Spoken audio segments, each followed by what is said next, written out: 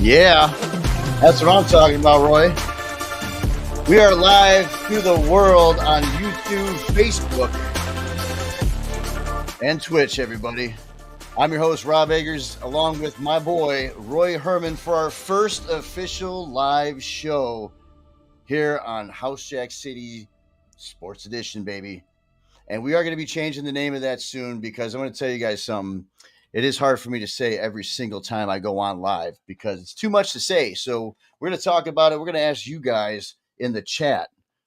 Tell us in the chat because we're chatting all over the place. We're chatting once again on Facebook, YouTube, and Twitch. And I want to say, Roy, as I bring in Roy Herman, Roy, we have to thank our last minute subscribers, man, for coming on in and getting us live for the first time on YouTube. Let's give a round of applause to our freaking subscribers, our boys, our girls. We're at 51 now for YouTube. The channel is building faster. That's all pure. And I'm telling you right now, Roy, we are not buying any followers or subscribers.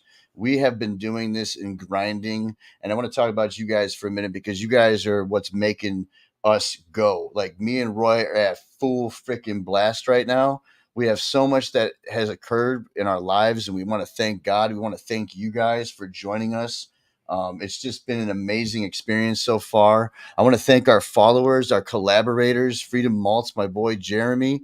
I want to thank all the new subscribers that have come our way, just not even through our friends group, but just out of nowhere publicly. And thank you for being an every week watcher. I see you. I see you. Roy sees you. So, with that said, Roy Herman, as you can see in his background, ladies and gentlemen, he is from Chicago, Illinois, right outside Bolingbrook, Illinois. And I'm telling you what, this man is a diehard Bears fan, just like most of you watching this live stream right now is. So, Roy, take it away. I don't think it was any surprise on who you guys picked up. First of all, I got to give a shout out to Coach Paul Dunny, who was a guest on our show, because this flag behind me, that is courtesy of Coach Paul Dunn. He sent me a care package. I know I mentioned that on the previous show. So what a better time and occasion to crack that baby out, but for today. That's right. And I got to represent because yeah, as you this should. draft was epic. I mean, since 1947, the Bears have not drafted number one. They had a shot last year, but they, of course, made that trade. And now they got the pick since 1947. You know, it was weird. A couple interesting facts. Number one, my mom was born in 1947, and we went to Home Run Inn Pizza yesterday, right before the draft. And guess what we ordered there? A pizza. The 1947. It's the sausage with caramelized onions and mushrooms. You're making me fucking hungry right now, Roy. Let me tell you. And I just ate some Jersey Mike's. That stuff's good too. But that's amazing. And you want to know what's even funnier, Roy? Shout out to Dave Portnoy and shout out to Miss Peaches. Ooh, Miss Peaches. I love you for that, Dave Portnoy. And I will tag you and in this podcast because we would love to have not just you, but Miss Peaches on the show because we have a lot of guests coming up here in the future. And shout outs to maybe some future guests watching in right now. So everyone watching, shout out to you. Once again, guys, we are live on Twitch. We are live on YouTube because of you guys and live on my Facebook. So other than everything else, you can also follow us on our other Facebook at House Jack City Radio, the same as you see in the middle of your screen, HJC Media Group. And Dubby. And Dubby. Absolutely. I wanted to do this one. And for Dubby.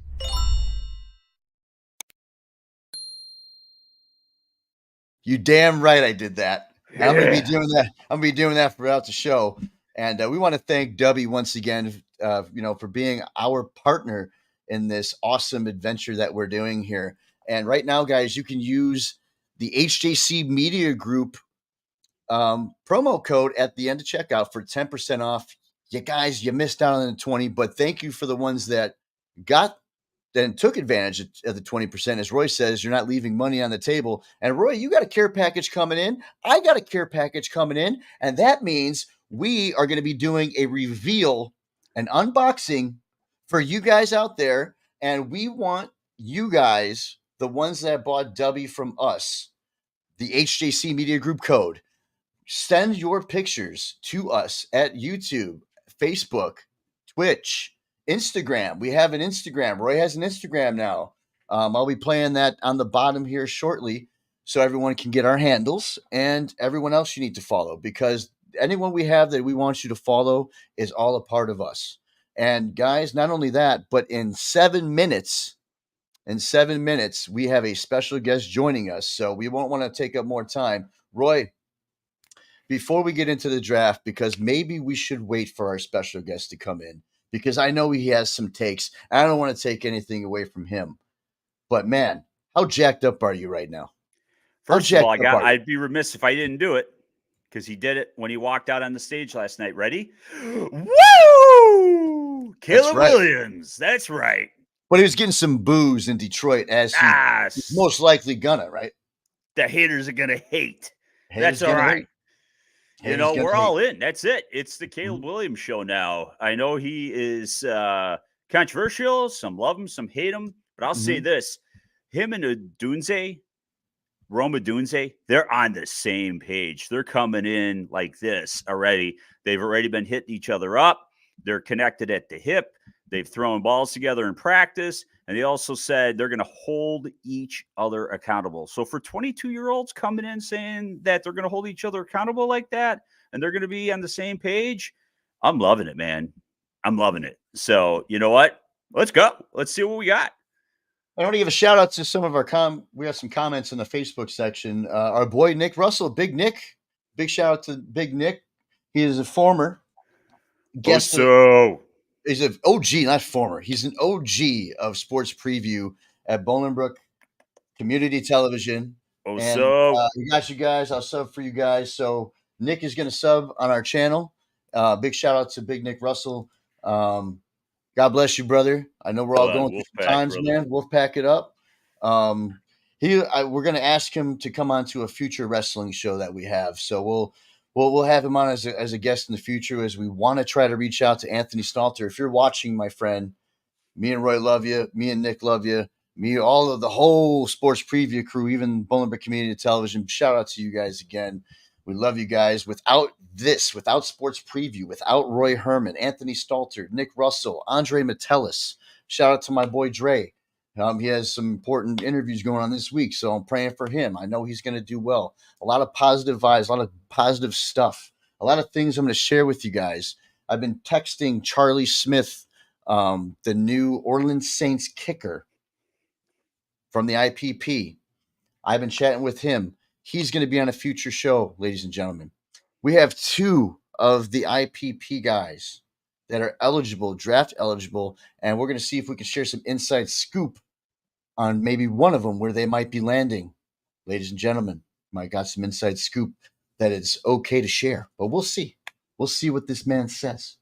But with that said, I'm going to be texting him right now to make sure he's getting into the waiting room, because he should be here momentarily, and we're going to get right in to Caleb Williams and the rest of the draft of the first round. We're not going to bore you and stay on one for 20 minutes. We're going to obviously give a special segment for Caleb Williams itself, because of the Chicago Bears fans and the Chicago Bears market. So we want to make sure we're fair to you guys. As you see, Roy is the dedicated Bears fan. Roy, why don't you do this while we're waiting for the guest? Why don't you tell people a little bit of knowledge and how you started as a Bears fan, what year you started becoming a Bears fan, what era, and how old were you, if you don't mind sharing, when the Bears won the Super Bowl? Yeah, it's a no-brainer. I mean, 1985, right? I was 9 years old, and all I know is my dad was like going crazy. And even my mom, I was like, wait a minute, she's not a sports fan. And they were glued to the TV, and there was a lot of excitement. So they informed me that the Bears were going to the Super Bowl. I went to Oakview. Shout out to Oakview Elementary School. In class, we were all doing our rendition of the Super Bowl Shuffle, but we were doing our own versions, right? So we weren't doing the Super Bowl Shuffle. We were just doing skits. And it was Bears mania in this town. They owned this town. They were like the Beatles, man, before the Bulls won 6 championships. And so from there, I recorded every single Bears game from the end of 1985 all the way up to 1993. That's a long time. I have a stack of VHS tapes down here that I'm converting over digitally. I didn't miss a Bears game. Walter Payton, Jimbo Cover, who we talked about on this show, Mike Dick, of course, Steve McMichael, prayers out to him. I mean, what he's going through. Jared Payton on WGN, carrying his father's legacy on in the sports media world. And just so many great memories and great things. But, you know, it's had being a Bear fan started out great, but then it's gone downhill over the years. But hopefully now, with Ryan Poles, Kevin Warren in place, the new leadership, I'm trying to be optimistic, and we're going to see what happens here as we finally, since 1947, have the first draft pick, and we're going to see just exactly how this shapes up, and hopefully put that curse of the quarterback since Sid Luckman. Yes, Sid Luckman going back to the 40s. Put that behind us now, and let's move forward. Made to the Super Bowl in 06. A shout out to Lovie Smith, because if Lovie didn't win that last game on his way out the door being fired in Houston, the Bears wouldn't have had that draft opportunity last year and at number 1, and then flip it and trade it to get what they got today. So thank you, Lovie Smith. Absolutely. And, you know, you guys are going to be hearing me since we are live. This is not recorded. You're going to hear some typing in the background. You're going to hear me probably changing some hashtags. So if you can do us a favor, if you guys can do us a favor and share our post, if you have a sports group that you think would like our show, our content, we have some high profile guests that have been on our show. As you can see, this is episode 8 running here on the ticker. You can see the people we know, the people that are our friends, the people that we have experienced some awesome inside backstage stuff. Hence the reason for House Jack City Presents Backstage Sports Edition. So, you know, that's where we're at. Once again, shout out to DJ Moon for that awesome logo. Thank you for that. You know, and this is where we're at, guys. As you can see, like we've been sponsored. We've been very blessed and grateful, and we're not doing a show to entertain ourselves. We're doing this for our mental health. We're doing this for, you know, we're doing this for you guys. We want to entertain you, so we're always up for any type of recommendations. That's why we're live today. We're going to try to go live here from now on, unless we need to record an interview process. Sure, we'll do that. Just got to do some little editing and all that good stuff. So, but guys, ladies and gentlemen, without further ado, on time like always, here's our guy. Welcome to the stage, Darian Walker, ladies and gentlemen. Darian. Hey guys, how we doing? I'm glad to be back here. I hope What's going doing on, good. Little D? Can I call you Little D now? Nicknames man. just kind of evolve. You know, you can never really make one up. So I just thought of that on the fly. So I'm gonna call you Little D. Is that cool? Yeah, that's cool. Perfect. All right, Little D. I love it. All right. So as you can see, Little D, here's Big D, Dubby, right above you. Dubby, guys, make sure, and you're gonna love this. You ready for this, D? I gotta show this off to you, dog. Hold on 1 second. Here we go. Let me get the lead in real quick. All right. Make sure to get your W and use HJC Media Group for 10% off. And not only that, check this out.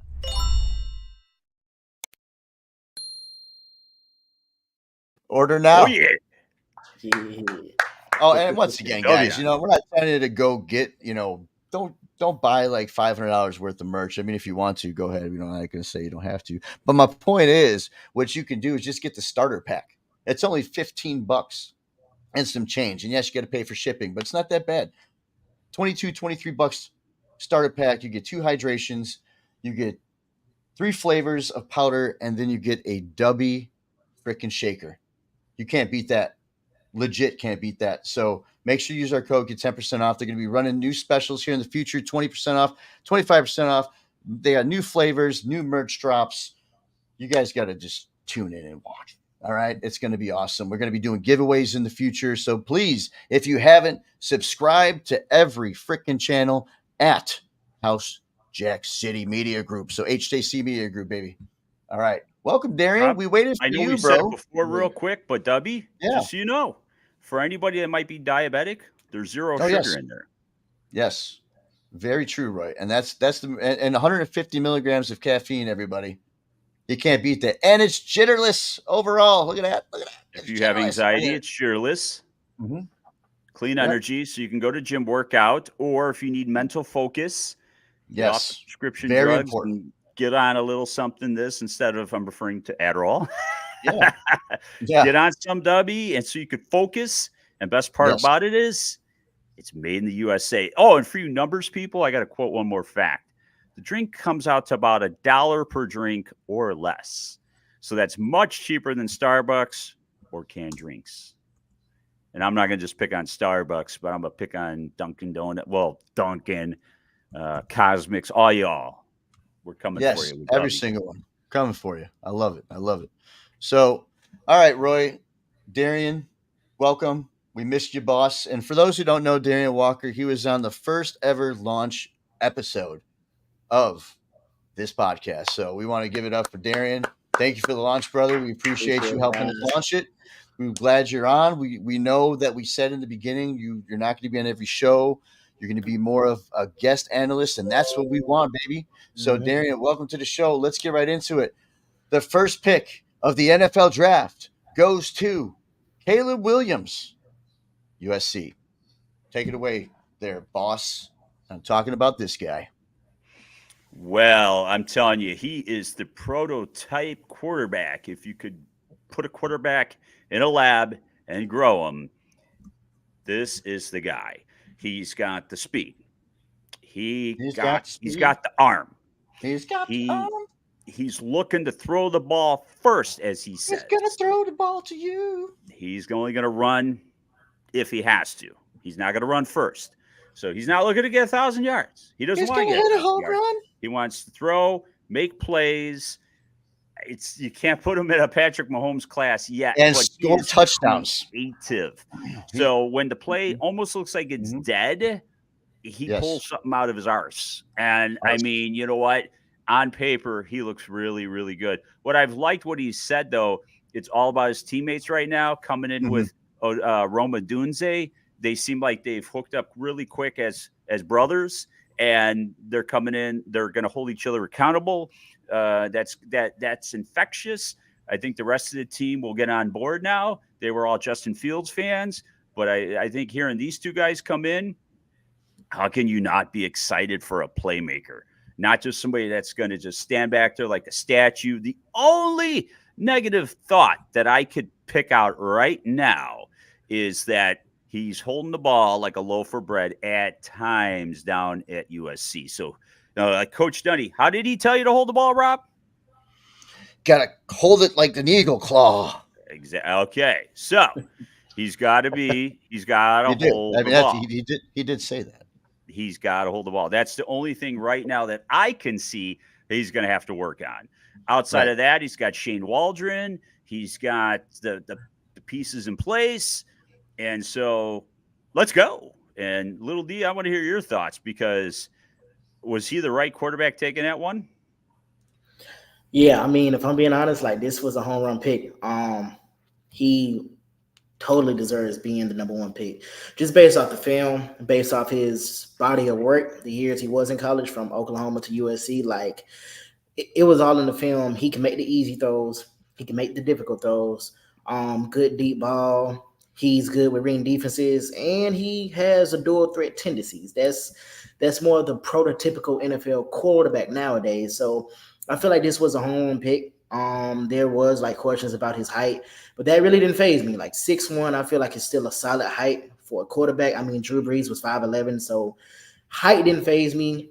I just wanted to sit here and see, like, was he able to sit here and make consistent playmaking plays, the right throws when it was needed.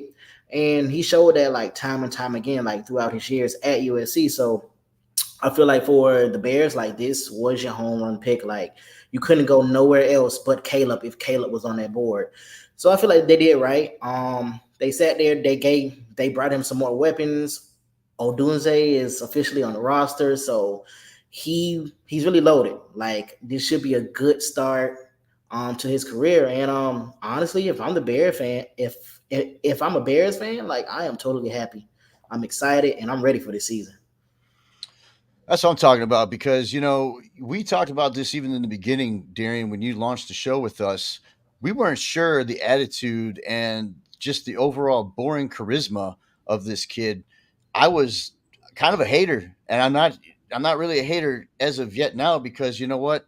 I'm maturing as an adult man and going to be 42 years old, and I want to see this guy do good. Chicago deserves somebody like a star quarterback. They're comparing him already that he's going to be probably the greatest, like Tom Brady of all time. He's going to be better than Tom Brady, breaking records and rookie records and stuff. Well, hey, it's not a bad idea to have DJ Moore and Keenan Allen, on your outside deep ball threats. I mean, this man can throw. Obviously, we'll see what Poles is going to do, and I'm talking about your GM Ryan Poles, Roy. So, do you feel now with the enthusiasm he had yesterday, was that real? Was that fake? Did his agent tell him, hey, man, even though you don't want to be a Chicago Bear, can you at least just go out there and act like you give a shit? That's my point. What do you think, Roy? Do you think you're going to give him a chance? You think he's going to be a little bit more enthusiastic? Because we know how the Chicago media is. They're going to eat him alive.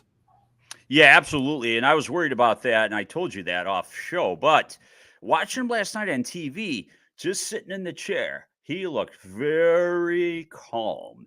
And when he came out, he shouted, but he spoke.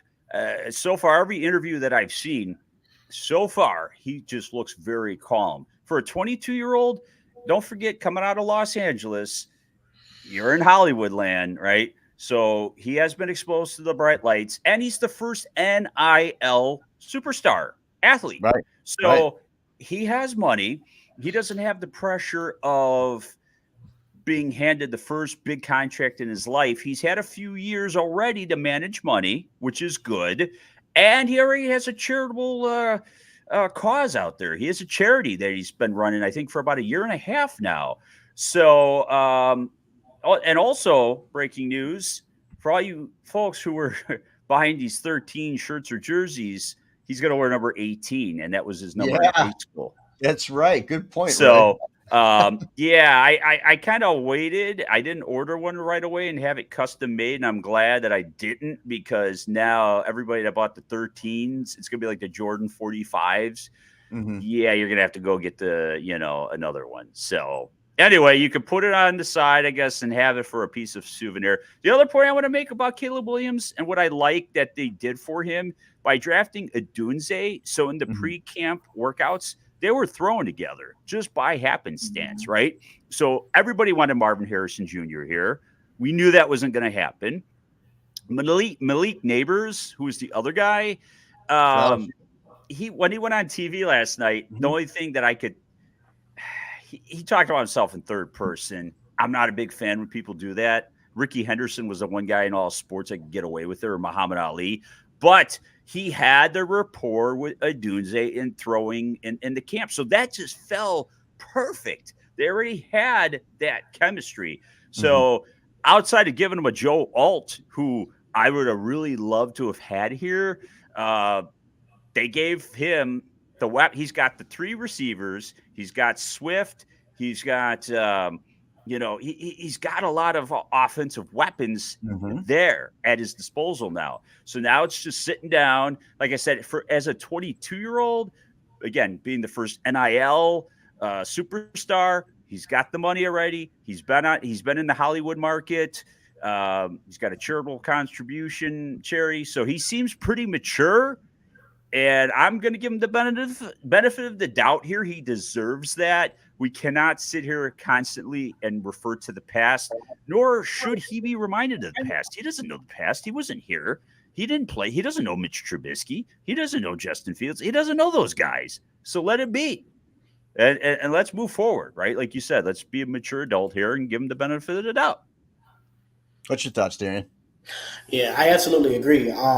For me, like outside of like the outside noise, like I didn't have like nothing too negative to say about Caleb Williams. I mean, other than did he really want to like be in Chicago? But I feel like over time, like as you sit here and you have these meetings with the GM, with the front office, I feel like the Bears did what they needed to do to make him feel more comfortable and feel like he could trust him and it not be a Justin Fields like situation or dilemma. So with that being said, like just me sitting here and hearing him talk and just hearing him talk more and more on how he seemed like he was feeling way more comfortable being in Chicago. I knew right then and there, like as long as he feels like he's comfortable in that type of environment, then I feel like he'll thrive. Like all they needed to do was just sit here and surround him with the right pieces and Chicago will sit here and really have a good project and a good product like overall with him and a good receiving core. With that being said, they hit the nail on the head. Like with him, Oduns, DJ, Allen, like I said, like this upcoming season, it should be a lot different compared to the couple years that Bears fans have had to like just sit here and just kind of deal with, you know. Absolutely. And this is why I had to change my statement around from episode 1 because I obviously have my faith in God. You guys have been two guys here, right here, the world have helped me in my life that's going on right now with certain troubles. But you know what? That's why we're here. We talk about mental health. We always will talk about mental health. We'll never shy away from mental health, and neither should you. So that's why we always want to have a message. I nearly have a message on my board. This is the theme today, though, ladies and gentlemen. This is as positive as it can get. We are going live. This is our first official show. We had a goal of 5. We're on episode 8 going live, and I wanted to wait until we got and earned our way to go live on our YouTube channel. And what a way. And I just want to thank you guys again. This is all legit, real followers and subscribers. And we're not asking you like on Twitch, you can subscribe to my channel. And, you know, you can use your Amazon Prime if you want. But I'm just looking for a follow. Give us a follow. If you like our channel, please subscribe. We will be putting new content out. We are going to have some massive, massive guests coming up. And we cannot wait to start announcing that so we have a schedule and we can officially let you guys know who's coming on. But I promise you, and Roy, you got my back on this one. We promise you that we are not going to disappoint. And I swear on everything, y'all are going to tune in and go, do they really have him on? And these guests are people that we've built relationships with Correct. over the years. So these aren't just forced where we're paying a fee to somebody, going through Yep. agents or whatnot. These are organic relationships throughout the years of us grinding, just doing our jobs, whether it's been through just working internships, part-time jobs, being in the field, our broadcasting schools and backgrounds and other professional experiences. We have built these relationships up organically. And the folks that we're going to have on, these are not just guests. These are people that I'd like to say when we're done talking with them, they're going to be friends and friends for life. These are really good people with some hard stories that had to really go through a lot of stuff. And one other point I want to make quick before we move along here is Caleb Williams did talk about mental health. He is a supporter of mental health, and he also is against bullying. So he has an anti-bullying campaign. So again, those are two other points Some more in his respect for him favor. just for that. I did not know that. I gotta say, thank you. No, that's I'm great. behind you, kid. Let's go. And real quick too, Darian, I want to ask you, how much time do we have with you today? Because we're going to go probably for an hour and a half. All depends on you guys, on the crew, on you guys. Want to chat in? We're going to have hopefully a chat session here in a little bit. Once again, I'm going to be kind of doing a lot of the behind the scenes stuff, getting all the information that you guys need out there. So when Darian and Roy are talking NFL draft, which we're going to get into here shortly, I just want to see how much time Darian has left. Yeah, I would say about 25 to 30 minutes. 25. Dang, all right. All right. So let's say 5:45 Eastern time. Are you good with that? So I can mark it. Yeah. All right, we have Darian until 5:45 Eastern time. Marking that shit down right now. Woo! All right. 5:45 Eastern Standard Time. Darian, If I sign. could just say one thing about Darian real quick, Yes. Darian, the world needs to keep their eye on this man right here because he's not just a show contributor. This man legitimately is gonna climb the ranks. He'll be in a front office like an Eric Spoelstra, maybe doing video work. He may be an assistant coach. He may be a analytical scout in the background. He may be a future general manager one day. How old are you, Darian? I'm only 24. I'll be 25 in October, guys. So be watching out for this guy because, you know, like I always use Theo Epstein as an example. Dude, you might be that guy. And I'm going to say I knew you when, and I'm really excited about that. So I just want the world to know who you are and what you're capable of and what you're more than capable of, what you're going to do. I appreciate it, guys. You know, that's the goal. Listen to what this man says. This man's got street cred. Yes, he does. Yes, he does. And I'm very happy for Darian. And I know he's going to be flourishing in his very bright early career. So got a lot ahead of you, bro. Promise you that. So make sure, Darian, if anyone could follow you on IG, what's your IG? Yeah, guys. So my IG handle is DDW _ 2324, and my Twitter is DDW2324. All right, hold on one second, because you know what? Everyone always repeats it, but let me get into this thing here really quick so I can add you in officially to the follow. See, that's why I need my W because I got ADD right now. I'm like, wait, what was that? All right. Putting Darian first. So we're going at W or DDW? DDW _ 2324. 2324? Mm-hmm. And that's your IG? Yep. All right. We're going to make sure that everyone knows what that is. Yeah, tell everybody, just in case they don't know what IG, that's Instagram, right? Instagram, correct. I'm just saying, we have all ages here. Yeah, I'm making fun. Right. I'm not trolling. I'm just saying we got all ages. Let's keep it simple. I appreciate that. Yes. And that's how it should be, guys, ladies and gentlemen. Some people call it the gram. Some people say Insta. Well, I never said Insta, but I'll tell you what. I said IG before many times. Okay. All right, guys. All right, let's do this. Since we only have a little time with Darian, I want to make sure Darian gets some of his insights in. So let's play this game of winners, losers, and what the F were you thinking?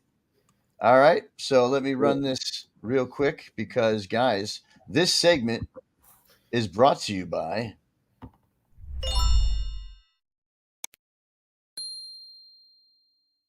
that's right, Dubby. 10% off now on your total purchase. Roy, tell us a little bit about Dubby. Dubby, like we said before, it's sugar-free. So if you're a diabetic and you're worrying about those things, anxiety, no jitters, which is the best thing. A lot of people worry about heart problems, elevated heart rate, and things of that nature. And I do. I'm a self-diagnosed hypochondriac, right? So I want to make sure I'm not going to have a heart attack. So I really trust this product and focus. It's going to help you focus so you can really dial in. You can watch a movie. You can read a 300-page book and get to the end of it without getting up 5 different times. All right. And it's made right here in the US of A. So whether you want to go to the gym and work out and get pumped for that, like I said, study for an exam, you want to watch a 2-hour show of HJC sports, whatever it is. Yes. Dubby. And you know what?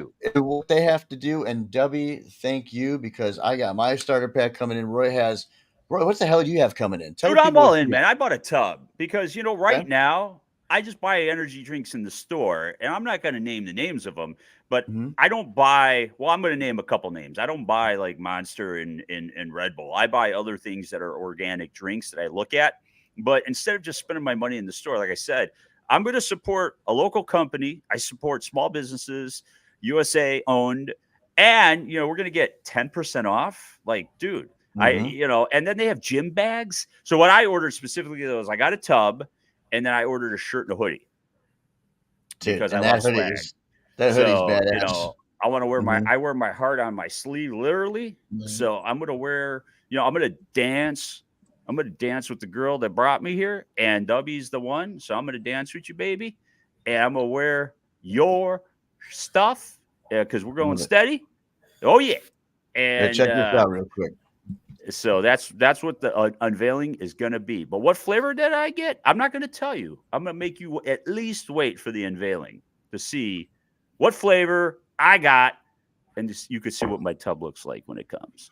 Yes, and guys, 10% off. This is not the regular price. You got to use HJC Media Group at checkout. So they have a lot of cool things on here. Go check it out. It's at debbie.gg.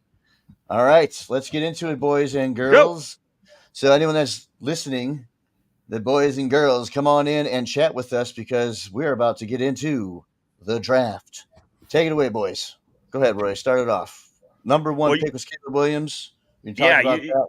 Let's get moving forward. Let's see what we got going on here. Yeah, winners, right? So real quick, I know there's some more obvious ones that I'm going to let D take, but I'm going to kind of take one that's a little off the mark.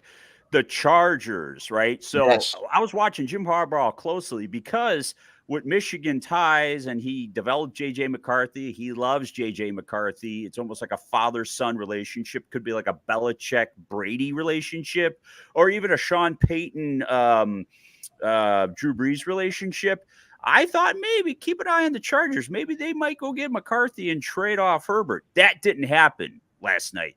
But what I like is they gave Herbert Joe Alt, the 6'8", 320-pound beast, the man beast. If the Bears could have got him anyway, and somehow I would have loved it. But the Chargers, so now they gave Herbert him, and then they went ahead, and I'm trying to find on my it's not cooperating with me here. So little D, I might need your help here. Who's the other guy the Chargers got here? Because I'm not finding him here. Didn't they make a trade and get somebody else, like a defensive player? Give me 1 minute. And while we're doing that, so everyone that is seeing the scroll on the bottom, here it is about W. This is the last time for this segment. I want to thank you, W, again for the partnership. We are very excited for what the future brings for their company and for what we're going to do with them. So we're in the works with the owner right now, seeing if we might have a little deal of something we can possibly do to advance W Energy, but we'll keep you all posted on that. So a lot of stuff in motion, guys. So did you guys get the info you needed? Because Jared Verse.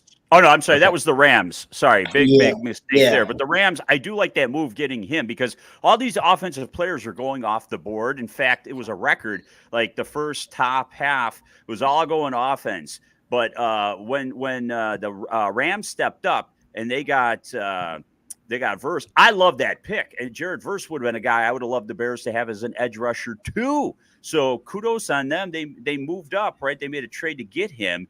Solid pick there. So those are two under the radar winners for me.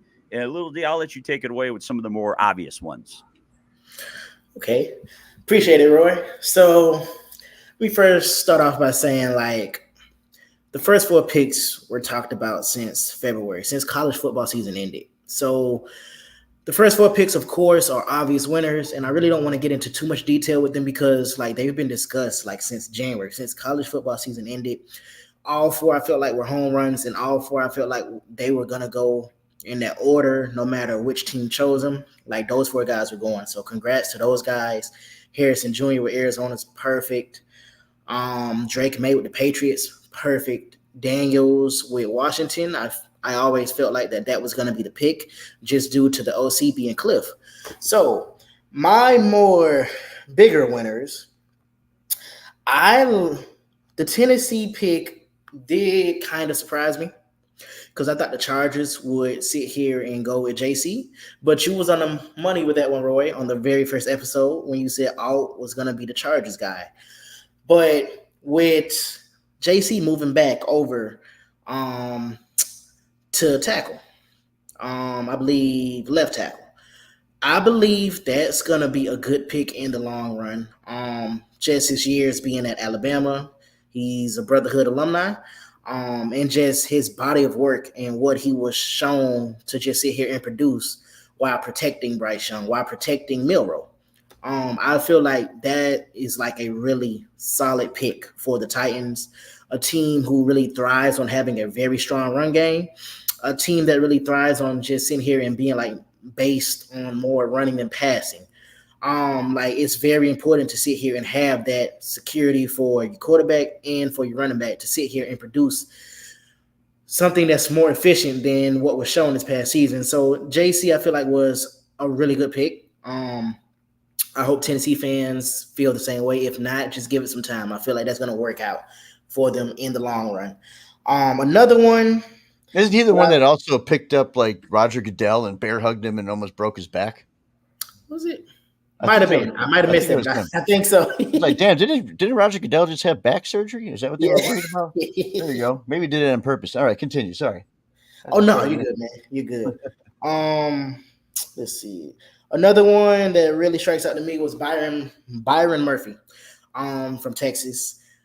Man, for him to be 300 pounds and he moves the way he moves, it's insane. His trench work is good work. His film while in the trenches for Texas, I mean, it was really impeccable. Like he had the tools. He showed it during big games. He showed it during the combine. In the drills he ran with 40-yard dash, all the lineman drills. Like he showed to be a very strong, powerful, and finessing lineman. I like where the Seahawks mindset was with that, to sit there and you want to strengthen your front line, your nose and your tackles. Like you really want to sit here and establish dominance and physicality on the defensive side. And I feel like Seattle wants to somewhat go back to that Legion of Boom defense at some point as things come together. So why not sit here and start this right by sitting here and bringing in Byron Murphy? I feel like he's a dog. I feel like he has really good, strong lineman skills, good arm work. And I feel like with that, that's going to work out. That was a good pick. Another one. So we still have the goods to go here. Do you think that before you guys go on with the goods, you think the teams that did good and the percentage that the teams did bad, what was worse? So do you think we had a better draft this year for a first round so far than years past? Even with the setup with Detroit, can we talk about that for a second? The setup with Detroit of how they made it like a professional wrestling thing. And now the first pick, Caleb Williams, and then intro music coming down, putting the hat on in the mirror hat, saying, "There you go. This first time getting the cap on," and then walking out just saying, high-fiving their friends, coaches, family members, and then getting out there to a whole, like, it looked like ultra music festival, guys, like here in Miami, down in Miami here. It was crazy. So, I mean, just the thoughts of that. Don't you think that, I'm kind of adding an add-on question. I mean, to take away from your fire there, Darian, but I just want to add that on. Like, do you feel that this is probably one of the best first rounds of years past? Oh, that's both of you. I feel like this year was probably more so on the positive side. I don't know if y'all guys caught the news, but they set the record for most offensive players like drafted ever for a first round. So that one caught my attention. A lot of teams were looking to go more so on the offensive side, kind of build the offensive weapons, whether it was building the trenches, the offensive line, looking for a quarterback, or looking for a receiving core, that missing receiving piece. So I feel like overall it was more positives than negatives. We will definitely touch on the negatives because there was some that you were just kind of like, it just made you question, like, why? Like, where was your head at? But for the most part, majority, I feel like there was like a lot of picks made sense. And like you could like really sit here and like really think on it and be like, okay, I see why they went with that guy. Yeah, I want to touch on the whole production. I thought it was great how they brought out Eminem, of course, coming from Detroit. And, he had some one-liners in there coming out with Roger. He's like, they're going to boo you, right? So that was great. And then bringing out the legends, Megatron and Barry Sanders, and just paying homage to the city itself. You got to do that. And I'm happy for the city of Detroit overall because let's face it, Detroit over the years has had some negative press of not being the greatest of cities, maybe the safest of cities. So in order to make it better, you got to invest in it. I'm glad to see the NFL did this, and that could give a so tourists showed up, people showed up, they put money into the economy there, into the downtown area, and so I think Detroit now is going to be an up and coming city because of this. And the fans and the people there, they really represented well. There's a lot of energy there. The only disappointment I had is I was hoping Eminem was going to drop something. I was hoping he was going to, maybe start singing a little bit. But hey, that's all right. But overall, though, I thought, like you said, Rob, with the whole WWE, they're walking up through the tunnel and all that. That was pretty cool in itself. It's cool, man. Yeah, it gave me the vibe. You know why? Because they're trying to get a overall younger demographic. They want to hit all aspects, and I do give them credit for that because, I have a future stepson here, Everett. He plays football, and my lady's at the game right now, supporting him. And go Everett! He's on the Dolphins, and they're playing the Seahawks today, and they're flag football, and his team's 4-1. Point is, he's 8 years old. He's playing football. He knows he is a diehard Eagles fan, and I turned him into one. And he loves AJ Brown. When I sent my lady the news about AJ Brown, Everett was jumping up and down. Yeah, that's his favorite player. I mean, you're now grabbing on to kids that want to start sports early, and I think that's very, very, very important. And I think it's a great positive thing, and people should see it that way. Look at it that way. And if your child wants to try flag football, I understand it is a minimal contact sport, but see if they want to play it that way. My opinion is do that first before they get to contact, because I have experience in helping coach and develop players, and that's what I've learned. Get it. Hey, let's see if they can take contact. We get them in first. They see if they can develop and learn the fundamentals, and see if they can take constructive criticism from the coaches, the video staff, and so on.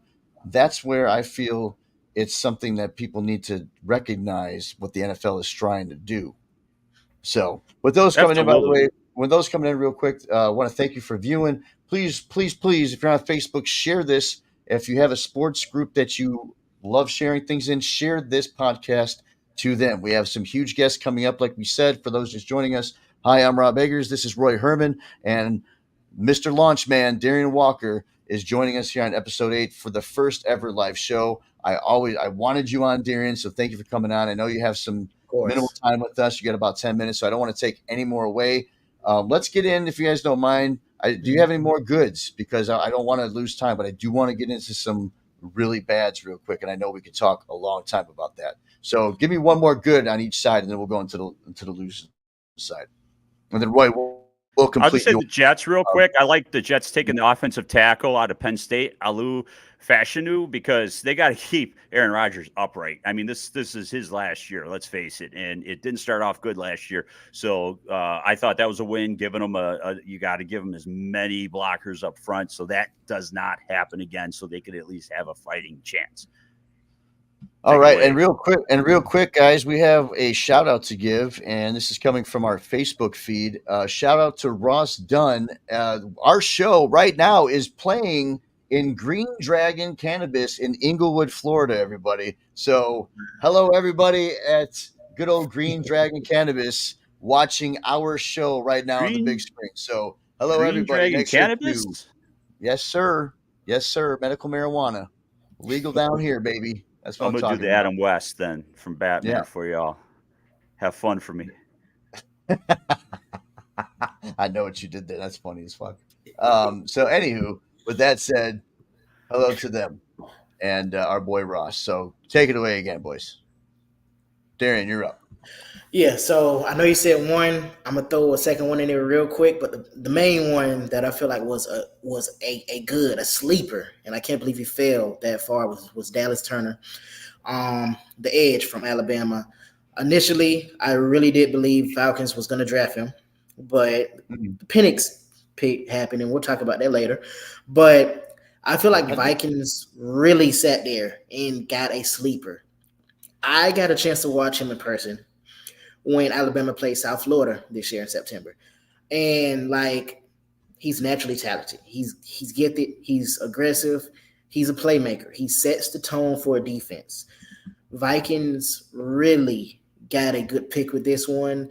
And I feel like it will instantly show within like 2 years of why he should have not fell down to 17. So I was happy he didn't fall like below further after that. Very shocked he wasn't a top 10 pick, but the Vikings definitely made the right choice with him.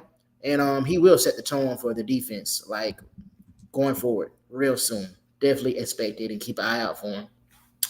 My quick number two guy, real quick, just because Detroit hosted, and I feel like this was another great pick, was the Lions drafting Arnold, good old Terry.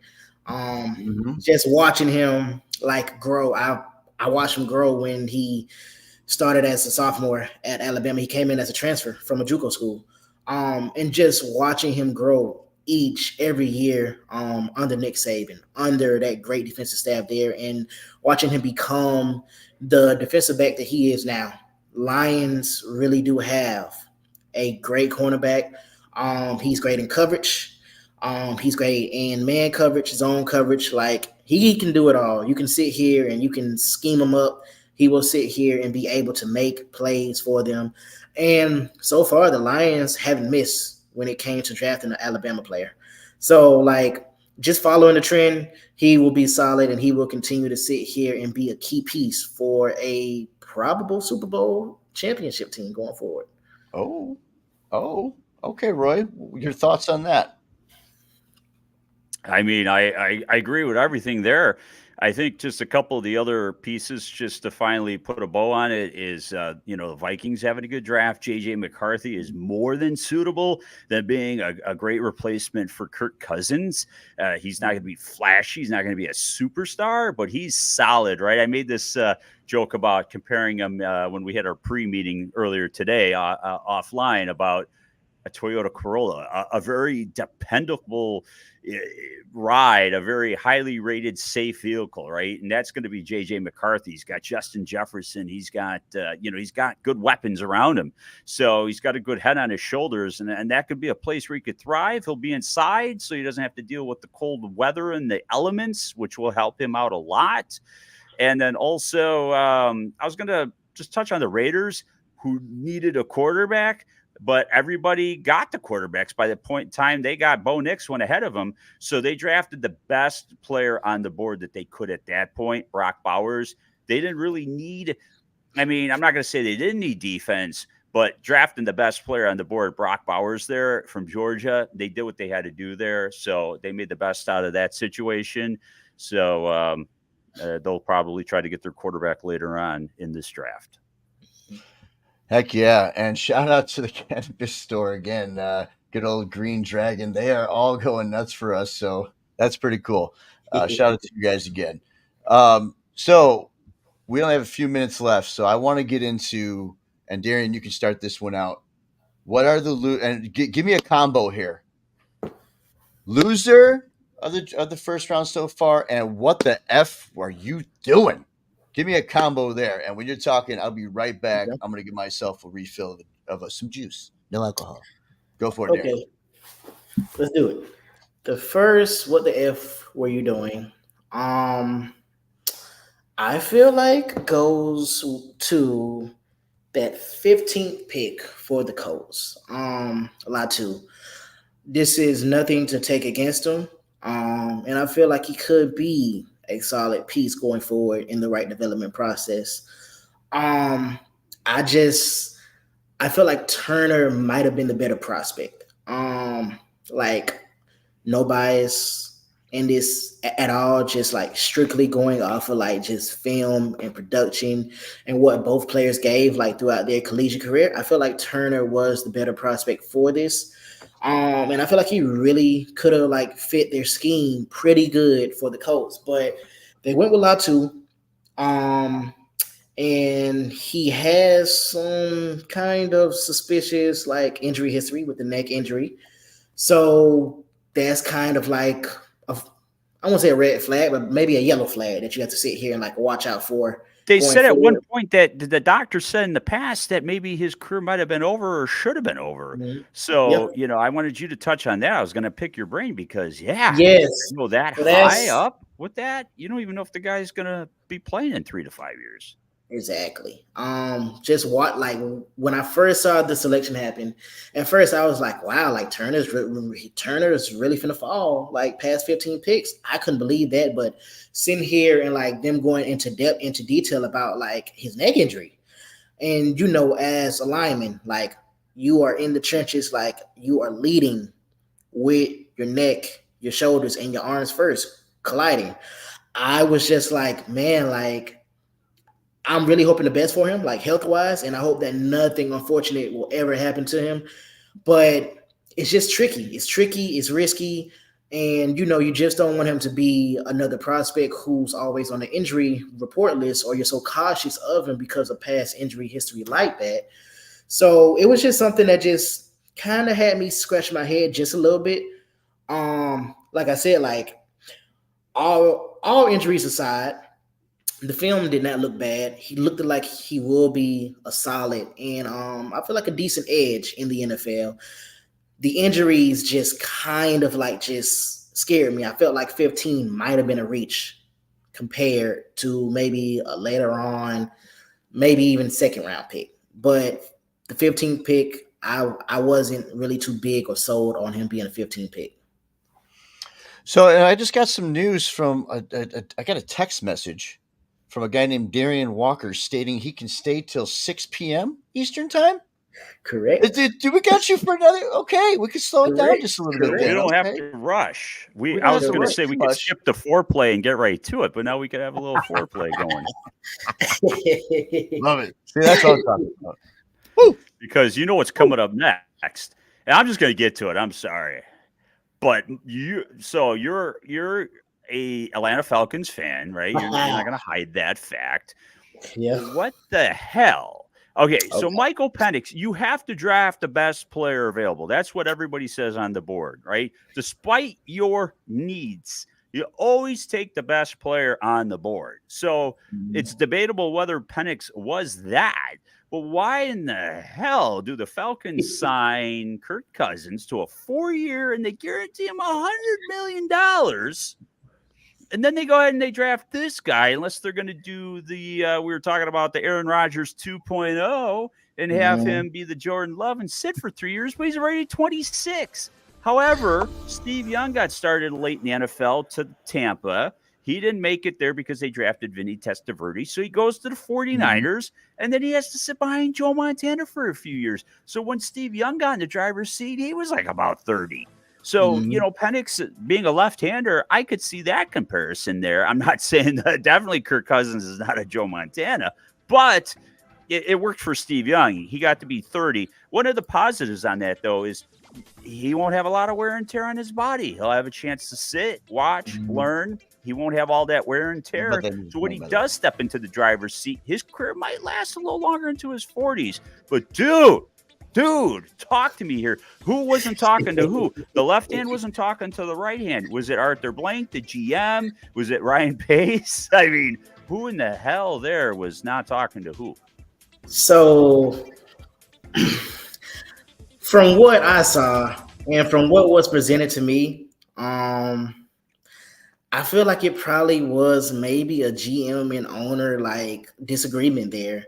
I don't know who gave the green flag on picking Penix, whether it was the GM or whether it was Blank, but there was disagreement there. And I do not know who was on the side of let's get him and who was on the side of let's not. But initially, and Rob can sit here and be my biggest vouch for that. Initially, you already know, like I wasn't too fond of the Cousins deal. I wasn't too fond of sitting here and going after Cousins off of a torn of Achilles. Man.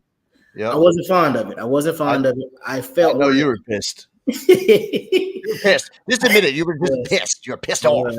I was. I felt like this quarterback draft was probably gonna be a good, solid one to where you can sit here and you can get a Penix. Maybe you can sit here and do a Bo Nix. I'm not too crazy about Bo Nix, but still, you get my point. Rather than sitting here and getting a 36-year-old quarterback off a torn Achilles, no disrespect to Kirk Cousins. He has been phenomenal in the years he was healthy, but just being realistic, like he's he wasn't in the position for a $100 million contract. And if someone else was going to offer that, fine, but just not the Falcons. With that being said, initially, I felt like Penix was always going to be the right choice if they would have played their cards right in the beginning. If they hadn't sat here and signed Cousins to this crazy deal, this wouldn't even be a discussion. It would be great pick, Falcons. Great pick. With that being said, I still feel like it can be a good pick. And I feel like in some ways it will still work out. The only thing with the Falcons is they have to manage this the right way. That's what makes me nervous. But if they can manage this the right way, you can sit here and probably get Penix out there on that field maybe within a year and a half. I'm calling this now. I'm calling it now. Kirk Cousins MVP. Calling it now. You heard it here first. I'm calling it now. The cannabis commercial that everybody was waiting for. I'm not taking the bait. All right. Taking the bait, but might be the greatest of all time. He might be the greatest Falcon of all. Dude, he might make Matty Ice look like Hottie Ice. I don't even know what that means, but it just sounds cool. The point is, he might be the best that Kirk Cousins could be, but those nagging injuries, that's one thing I'm a little concerned about. He's been hitting the head too much. He's been knocked. He's the most hit quarterback of all time. He's like hit like every other half play that it's crazy. He's just literally just beat up, but the man's a good Christian. Yeah. Great guys, man. Like I said, like no disrespect to his character. I'm just strictly talking like on the field. Business. Just business. It's all about the X's and O's. You see behind me here? It's all about the X's and O's right now, baby. That's all we talk about. Facts. But I feel like it's just all about, can the Falcons not screw this up management-wise? If they manage it right, in the long term, Falcons fans will get over being mad today and this week and probably the rest of the summer. But if they don't manage it right, then we will look back at this going, well, what the F was y'all thinking? But you play your cards right, you might have your quarterback finally for your franchise that is the successor to what Matt Ryan had before he retired. So I came in thinking because of Kirk Cousins, we was going to draft Dallas Turner.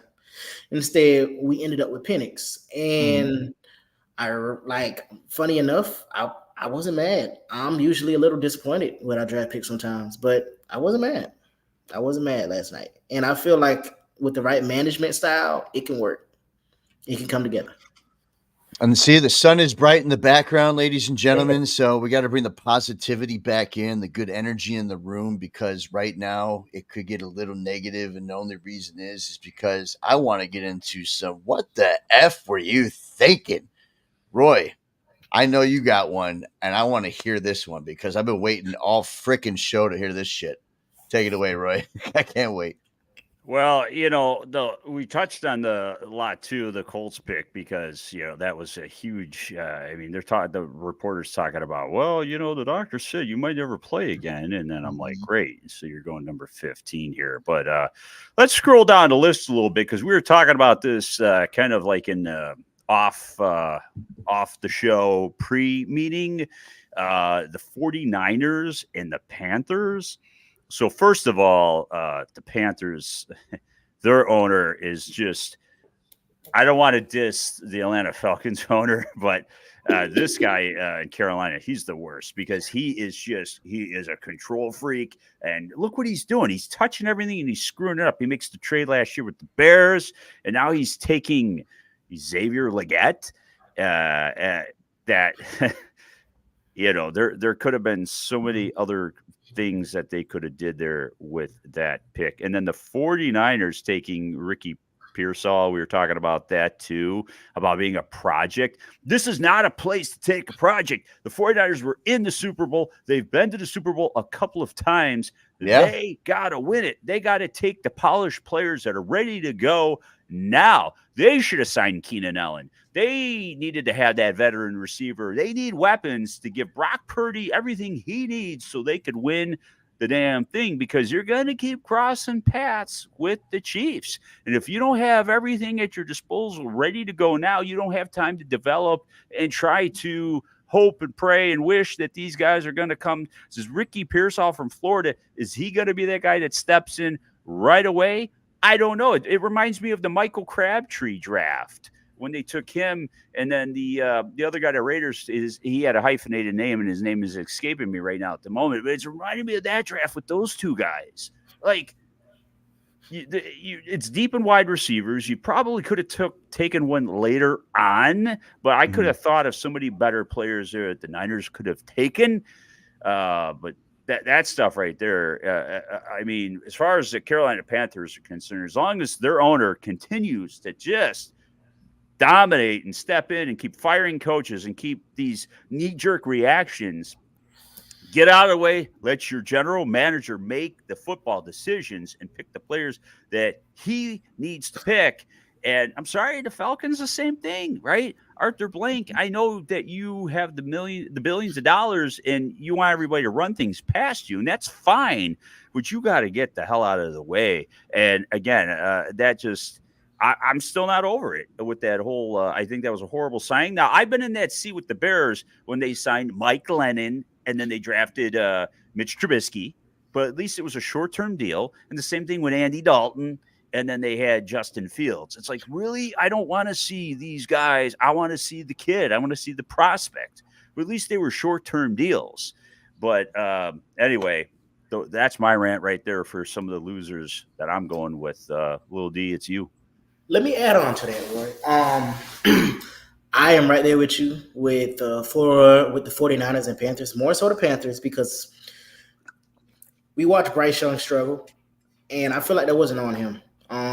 He didn't have no line. He had no receivers. He was just like fighting for his life, like every game. Like you could physically see him fighting for his life.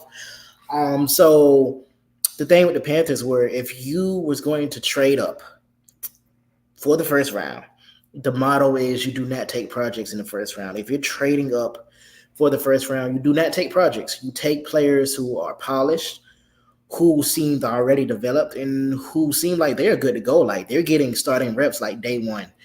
That wasn't the case with who they drafted. I feel like, and this goes for the 49ers too, but more so the Panthers, this would have been great for the Panthers. Keon Coleman from Florida State was sitting right there. He will be a day 2 pick, and now he officially falls into a sleeper category.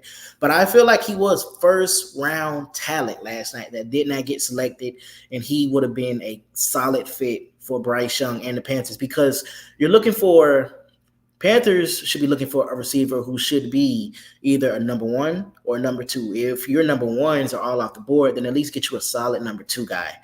I feel like who they got right now could be maybe a solid number 3, but he doesn't give off the impression of being a number 1 or number 2 guy in like any capacity.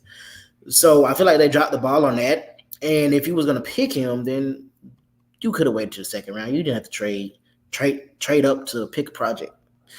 One I wanted to throw in there, and this isn't on the player at all. He's a freak of nature. I feel like he will be a very great tight end. I don't like his situation though. With that being said, the Raiders with Brock, simply because who's your quarterback? Who? Who's your quarterback? Who? Or are they going to get O'Donnell? Who's your quarterback? Like, you drafted a freak of nature. Brock Bowers will be a freak of nature in the NFL.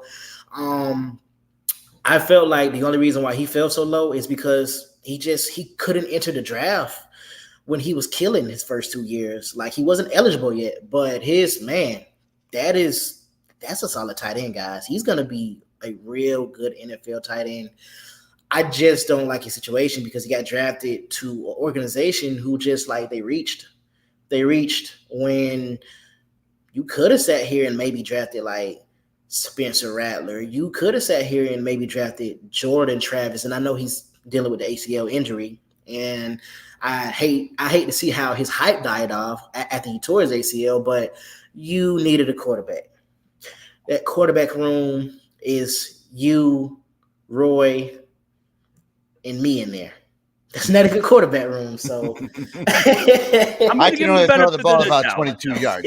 I'm going to give them the benefit of the doubt, and let's see on day 2 what if they find a diamond in the rough. Let's see if they find a Brock Purdy somewhere later on down the draft line that somebody else just isn't seeing. Because I'm not sold on Bo Nix. I'm not sold on Michael Penix. I'm not sold on Jaden Daniels or even Drake May for that matter. We don't know what these guys are going to do. You can say they're going to do good things, but there might be another Brock Purdy down there. So I'm going to give them the benefit of the doubt. And they drafted the best player on the board. But yes, they need a quarterback desperately. I think the Broncos kind of panicked there and said, all right, fine, Bo Nix. Let's just grab him. We just need a quarterback in place because Sean Payton needs to say, I got my own guy. And he's been known as a quarterback whisperer. Does he still got it? He was lucky he had Drew Brees, and that might have been more Drew Brees than it was Sean Payton. We'll see now, because now his money is where his mouth is. Absolutely. But I'm going to give the Raiders benefit of the doubt for day 2. And then I'll say incomplete at this point for them. Okay, I like it. I feel like I just had to voice that for the Raiders fan base last night because they was hot. And they had every reason to be hot. And they wasn't once again, they wasn't hot at the player. They was hot at their organization. They was hot at the fact of hey, we really needed a quarterback, guys. Of course, we need to sit here and build our receiving core too and fill in other pieces. But number one was we have to get a quarterback. And I'm gonna tell you, honestly, they wanted Penix. Falcons messed that up for them. They was looking to get Penix. The fan base had Penix on their mind. They wanted Penix. They wanted to keep him West Coast. That's who they were sold on. Falcons, for whatever reason, drafted Penix, and it kind of threw them into chaos. So they did panic. They panicked, and they did go with who was best available at that time. So, guys, with that said, real quick, I know we're coming up to the 6 o'clock hour here Eastern time, but first and foremost, Darian, I want to thank you for coming on, joining us. We love you. We miss you. We got to do this more. I know there's a lot more football to go. I mean, UFL's happening. I've been trying to keep in touch with it. I'm not sure what you think of it. We'll ask for another show. But is there any final thoughts before we have to go dive into a quick ad? Let me know. Final thoughts from Darian before you bounce out? Yeah, man. As always, it's a blessing. It's a pleasure just sitting here and sharing this platform with you guys. You guys are doing a great and amazing job.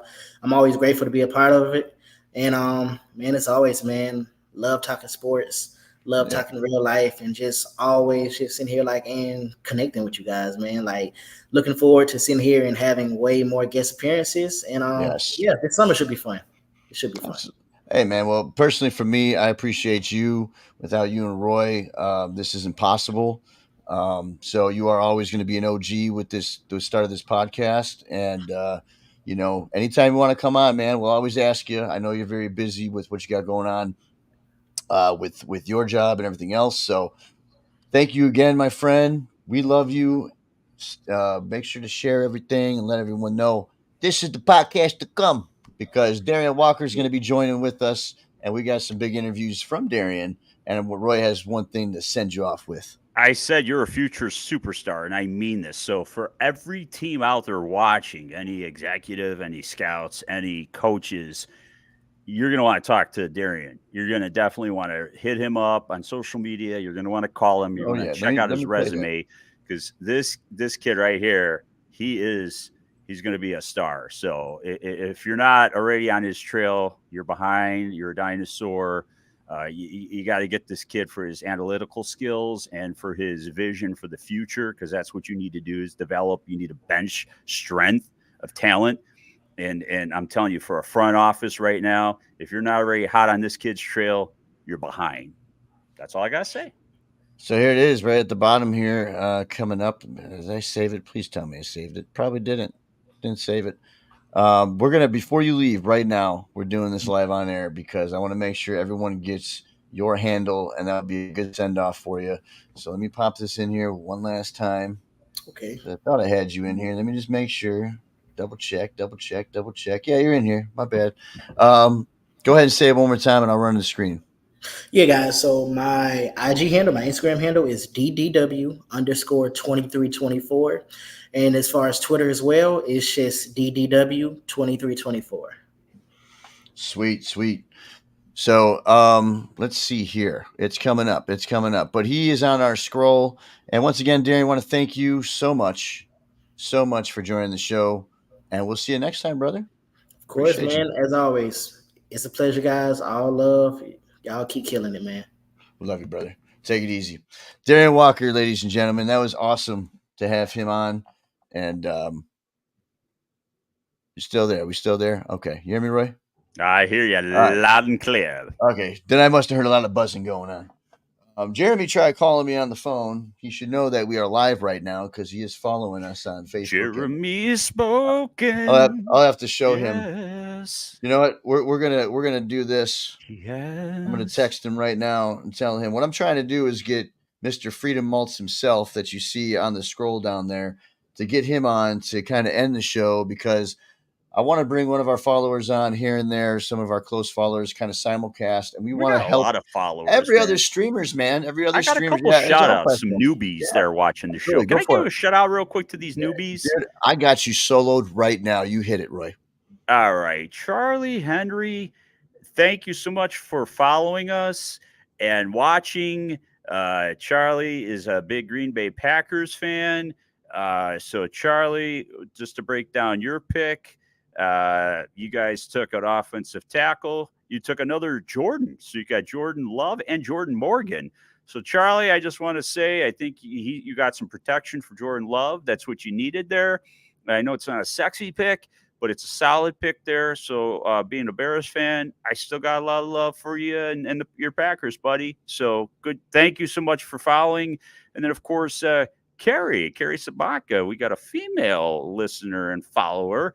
Carrie is a huge Bears fan. I mean, she is just lives, breathes, eats, sleeps. She's Bears. Like, her blood is orange, like literally orange. It bleeds orange.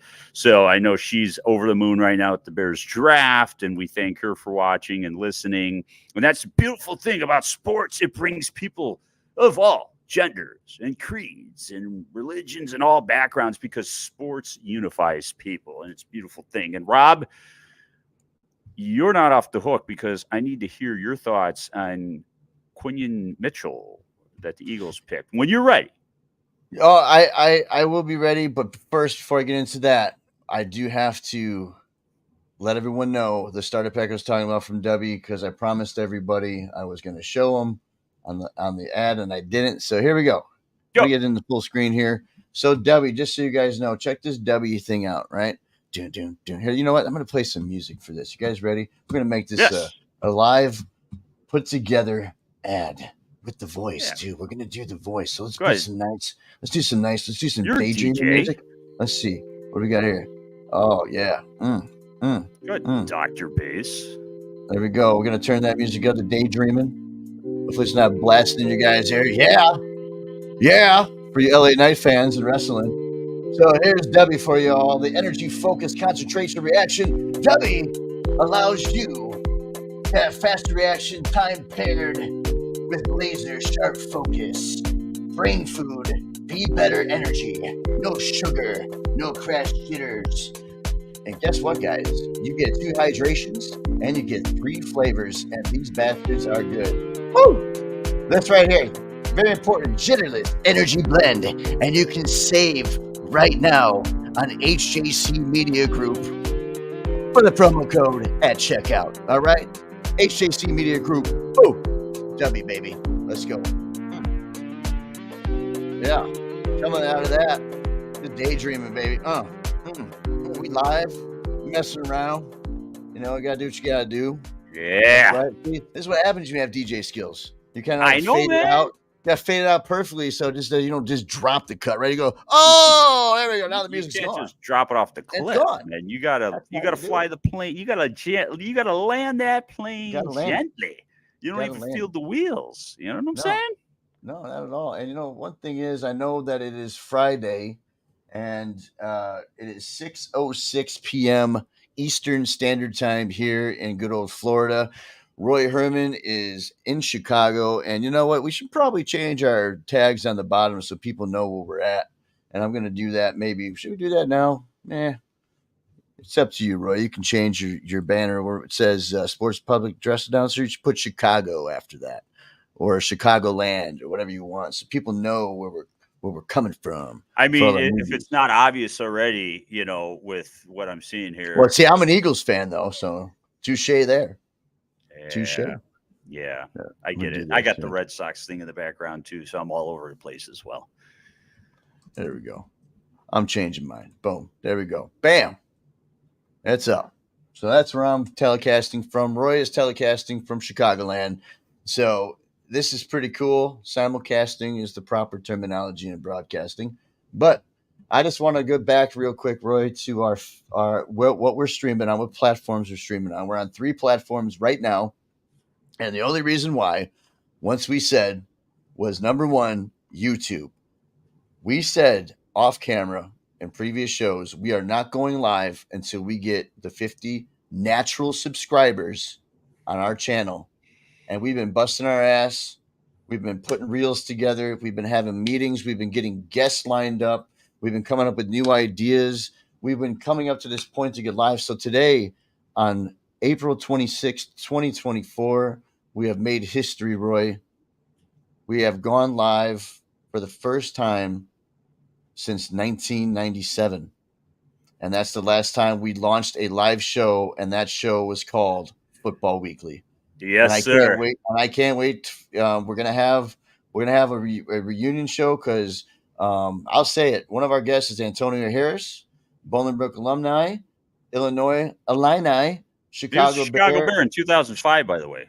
Chicago Bear and San Diego Charger at the time when they were in San Diego. Of course, I still arguably the greatest running back at Bolingbrook High School. They had a long list of running backs from Robert Farmer to Corey Day to Nee Hammond. I mean, I know Ernest Crank. I don't want to forget any of those old timers in there, but arguably the best out of that whole bunch right there. And Robert Farmer went to Notre Dame, and he had some practice squad teams he was on. But Antonio, my guy, and you know what, of all time coming out of BHS, and he's still a beast. He's still a beast. And you know what? He's running his own camp right now. I don't want to give anything away if I can't shout it out. So when he comes on the show, we'll let him tell it. And hopefully we can have some video off his Facebook, because I see videos every day of these kids working hard.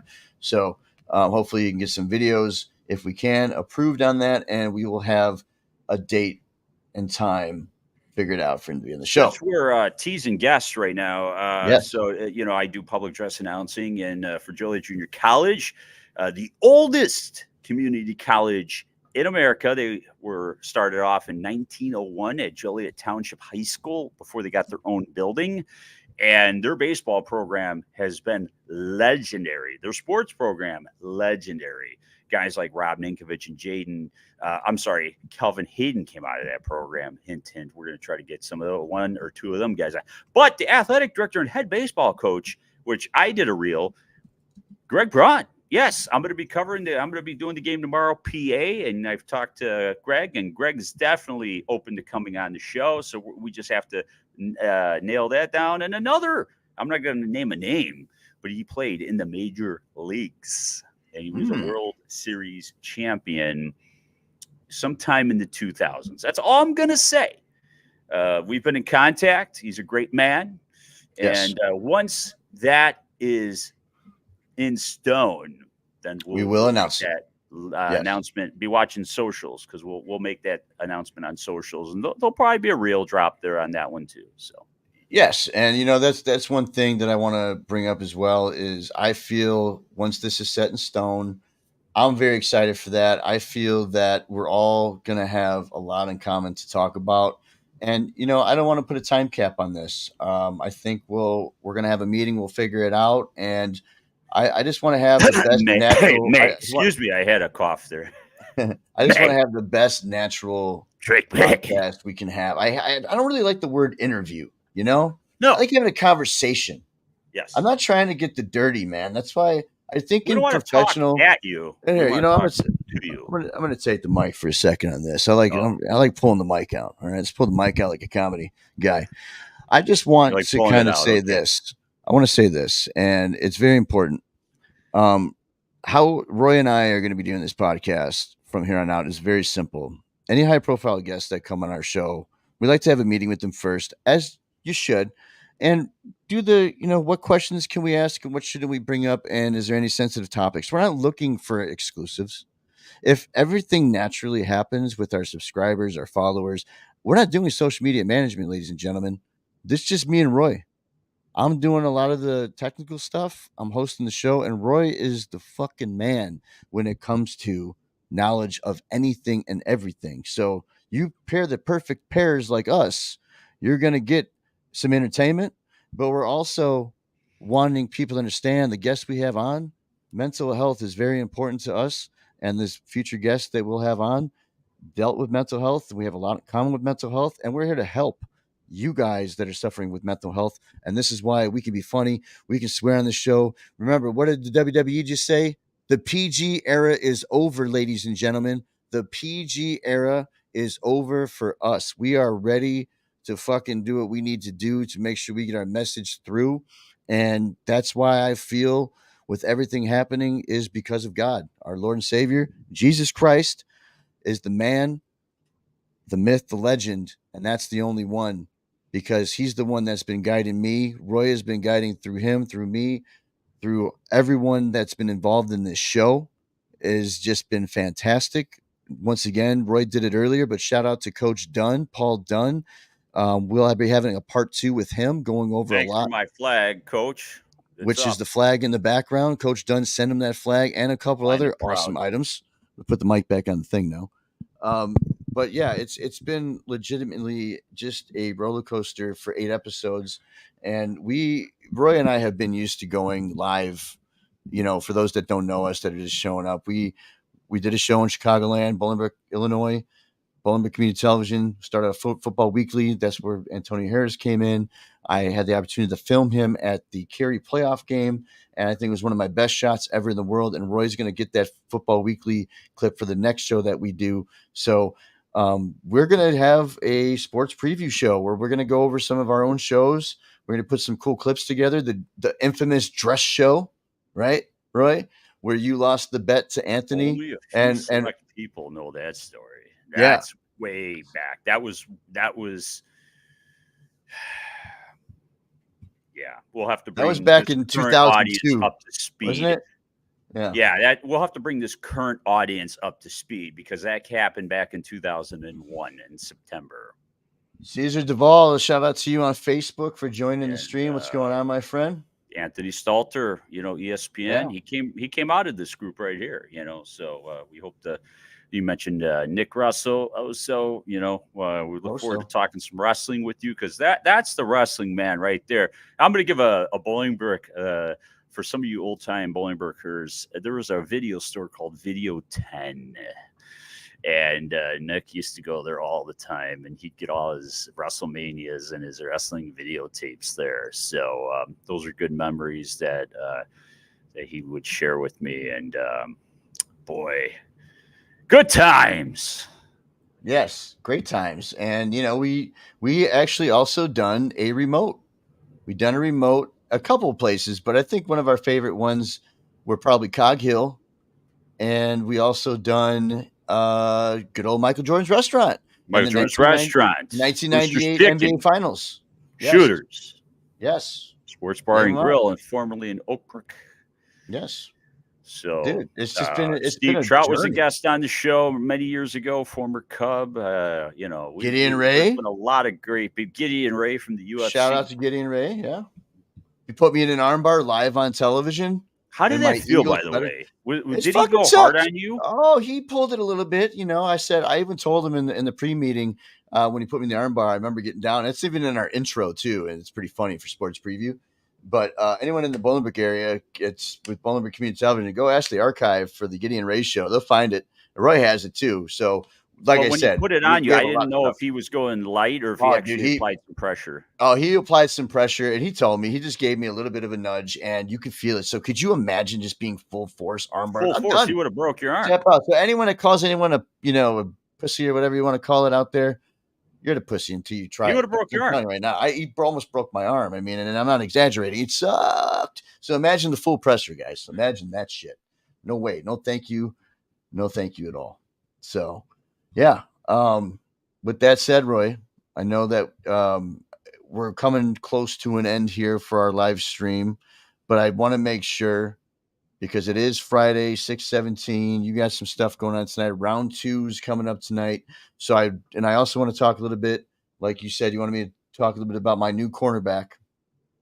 I'm calling him Q Mitchell. I'm not going to butcher his first name. I'll be quite honest with you guys. I'm not the college guy, but I did look this guy up. 4.33 in the 40. This man is going to be a massive threat, and especially getting Neighbors. His Neighbors went to the Giants, correct? So That's you got correct. Neighbors with the Giants. So they're going to be going at each other. And they didn't do that. They're sticking with Daniel Jones for now, and they're going to go that route. So hey, the draft is young, Roy. The draft young. is young. The draft is young. Anything could happen. Daniel Jones could be trade bait. He could be trade bait for a 3rd round, bro. Like, you never know. Daniel Jones is not anyone that is, going to be. He's gonna be a backup anywhere else he goes. He could turn into a Denver starting quarterback, but you never know. I mean, there's a lot of shit on the table that could happen within this draft. And what about even Tommy DeVito? Tommy DeVito, what a story that kid had. His name is he's no longer Tommy DeVito. So, yeah, let's just leave it at that, because I guarantee you, New York fans with the Jets and the Giants are going to be having disappointing seasons. I mean, if Aaron Rodgers stays healthy next season, we'll see what happens, but I highly doubt that he's going to stay healthy. You're coming back from a torn Achilles like that, and you're coming back that quick. He's just doing that because he knows his time is up, and he knows that his body's getting older. So he's going to do whatever it takes to prove to people that he can play on another team so he doesn't ruin his legacy. That's why Aaron Rodgers has to come back. He's trying to do the Brady, win another team. Yeah. So with that said, overall, I mean, with the New York fan base on both organizations, you guys are going to be in for a long-ass season, and you heard it here first. So if you don't fix that quarterback position and for the Giants itself, you guys aren't going to be doing shit this year at all on offense. You just lost Saquon to my Eagles, baby. So, that's where you guys are going to have to fix it, and probably looking to draft and maybe trade some draft picks for something. So, I mean, Roy, what do you think? What is your round 2 perspective? Round 3, what do the Bears need to look at? Let's start in Chicago. Let's just keep it easy and simple. What the Bears have to do is to, if there's an offensive lineman or some more defense, right? So an edge rusher, grab one of them. You want to pair somebody up with Montez Sweat, because you don't want Sweat getting double teamed, and then all the focus and attention goes there, and they're weak everywhere else. So if you got a 3 technique or an edge rusher, since not a lot went in the first round, it should be stacked. So grab one of them, and then try to find a lineman at this point. I mean, they only have 4 picks, 2 already off the board. You got 2 picks left, so you got to go either a 3 technique or an edge rusher or an offensive lineman, and that's it. You got to call it a day. That's all you got, and then you got to scour the undrafted free agents, and you got to really see if there's any diamonds in the rough there. Invite about 50 of them to camp, and just have a massive tryout and see if you got any bench strength there that you could shore up, or practice squad guys that you can maybe, hide them there and for later on. That's what the Bears got to do. Otherwise, they're done. That's about it. The heavy lifting is over. Right. Yeah, the heavy lifting is over. I mean, on paper, everything looks way better than it did last year and the year before. I mean, all of us fans are delusional, right? We all think that our teams are going to the Super Bowl. No, right? You got to be realistic. I mean, some are delusional, right? For the most think part. The only team that could say that is the Kansas City Chiefs. Every year, year in, year out, we're going to Super Bowl. Right. They're the only ones that deserve to say that at this point. So I have a surprise for everybody, and I want to make sure that everyone knows that this is one of our peeps that's coming on on this show right now here momentarily. This person has been nothing but the best for um, making sure that we are promoted. He brought me on to his podcast, and I'm sorry, I'm just making sure I get this right for him. Brought me on his podcast to promote the show and got me a few followers. So sending him the link right now. Wait till he pops in, and then we'll get to talk to him, and we'll end the show with him. I think that's going to be something cool. End off with one of our collabs. So it's Collaborator Friday, baby. So with that said, Roy, with my guy, I really think that Mr. Q Mitchell is going to make a huge effect on defense. And it's something that the Eagles need to focus on more or less. And then when it comes to offense, the timing with Jalen Hurts, I hope he's healthy going into this season. I hope his mechanics get a little bit better. His confidence was way down. I mean, that was his worst season in my opinion, but he still did good. That's my point. AJ Brown, he needs to start focusing. We got a lot of extensions that legitimately needed to happen with Devontae Smith, Jordan Mailata, and AJ Brown, to name a few, the big three. With Jason Kelsey now retiring, what are we going to do at center? Are we going to get someone young? Are we going to have someone step up? We don't know yet. It's not that our offensive line's gotten weaker, but I tell you what, that tush push is going to be a lot harder to accomplish because Jason Kelsey was the big runner up for that one. He's the one that has to snap that damn ball for that. So practicing that 70 freaking times an hour, if not more, I'm telling you. And obviously I'm being facetious. I have no clue. I mean, he's probably practicing right now and he's retired. I know he's going to miss the game, by the way, but overall, I don't see, and I just don't see anyone beating the Eagles after the first round of this draft. It was really good. I don't see the Eagles are just getting better and better. And I'm just excited to see what they're going to be focusing on. Because don't forget, ladies and gentlemen, I worked for the NFL IPP. We had James Cook on. So before Roy gets in the second, third round picks, and we get our final guest coming on for our collab session, I really think that we're going to see history being made in this draft. And I can't give away any names where they're going, but Bayron is in this, and Clayton is in this, and those guys are absolute mammoths. And just a little inside scoop: each of those guys have gotten seen by at least 10 to 12 organizations already. That is really effing good. So, with that said, I am wanting to pray for you guys. I want to say that I feel in my heart that both of you are going to get drafted. And if for some reason you don't get drafted, you're going to be an undrafted free agent. And I think either way, you both will be on an NFL organization by the end of this weekend. Just hard work and determination, and that's all you got to do. This draft was so historic with all of the first rounders, most of them being offense. It's an offensive league, but now for the second and third round and so forth, now everybody scrambles to pick up the top defensive players, and also if teams like the Raiders or that need a starting quarterback or a developmental quarterback, now people will start looking through those. These are the rounds now where the executives and the scouts really earn their money because they find the diamonds in the rough, the Brock Purdy's, Mr. Irrelevant. And so that's what you're going to see. And I'm excited for tonight just to see, you're going to start seeing some top defensive guys come off the board and some guys that were missed on. And it should be fun. And the two names that you mentioned there, and some local kids, and that are out there in your state and in your hometowns, that's where you're going to be rooting and having a good time for that. Absolutely. And I'm just seeing this too here.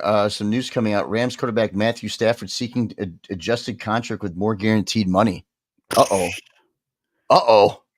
How much you already making there, Mr. Stafford? He already won a Super Bowl. He's only on the downward trajectory of his career. And then Goff hasn't signed his extension up in Detroit yet either. So I know you had your thoughts on Goff. You don't think that he has any upside left in him. I'd be more apt to give him the extension than I would Matthew Stafford. I'm just sorry. They're the ones that need to be looking for a developmental quarterback in these later rounds. McVay needs to be finding one in these later rounds here. All right, I'm gonna read this. I'm gonna read this real quick, Roy, because the reason the mic's in my hand because I'm a little perplexed, and he's asking for an extension. Okay, trying to get myself a solo here. So Stafford 36 is entering his 16th NFL season and 4th with the Rams, whom he's captain to a Super Bowl victory in 2021 season. I don't have my glasses on, guys, so I apologize. Having signed a 4-year, $160 million extension in the spring of 2022 following the team's Super Bowl triumph, Stafford has 3 more seasons left on his contract, but just $31 million remaining in guaranteed salary this year and none over the final 2 seasons per over the cap. Okay. With that said, this, okay, I'm a little, I don't know about that, bro.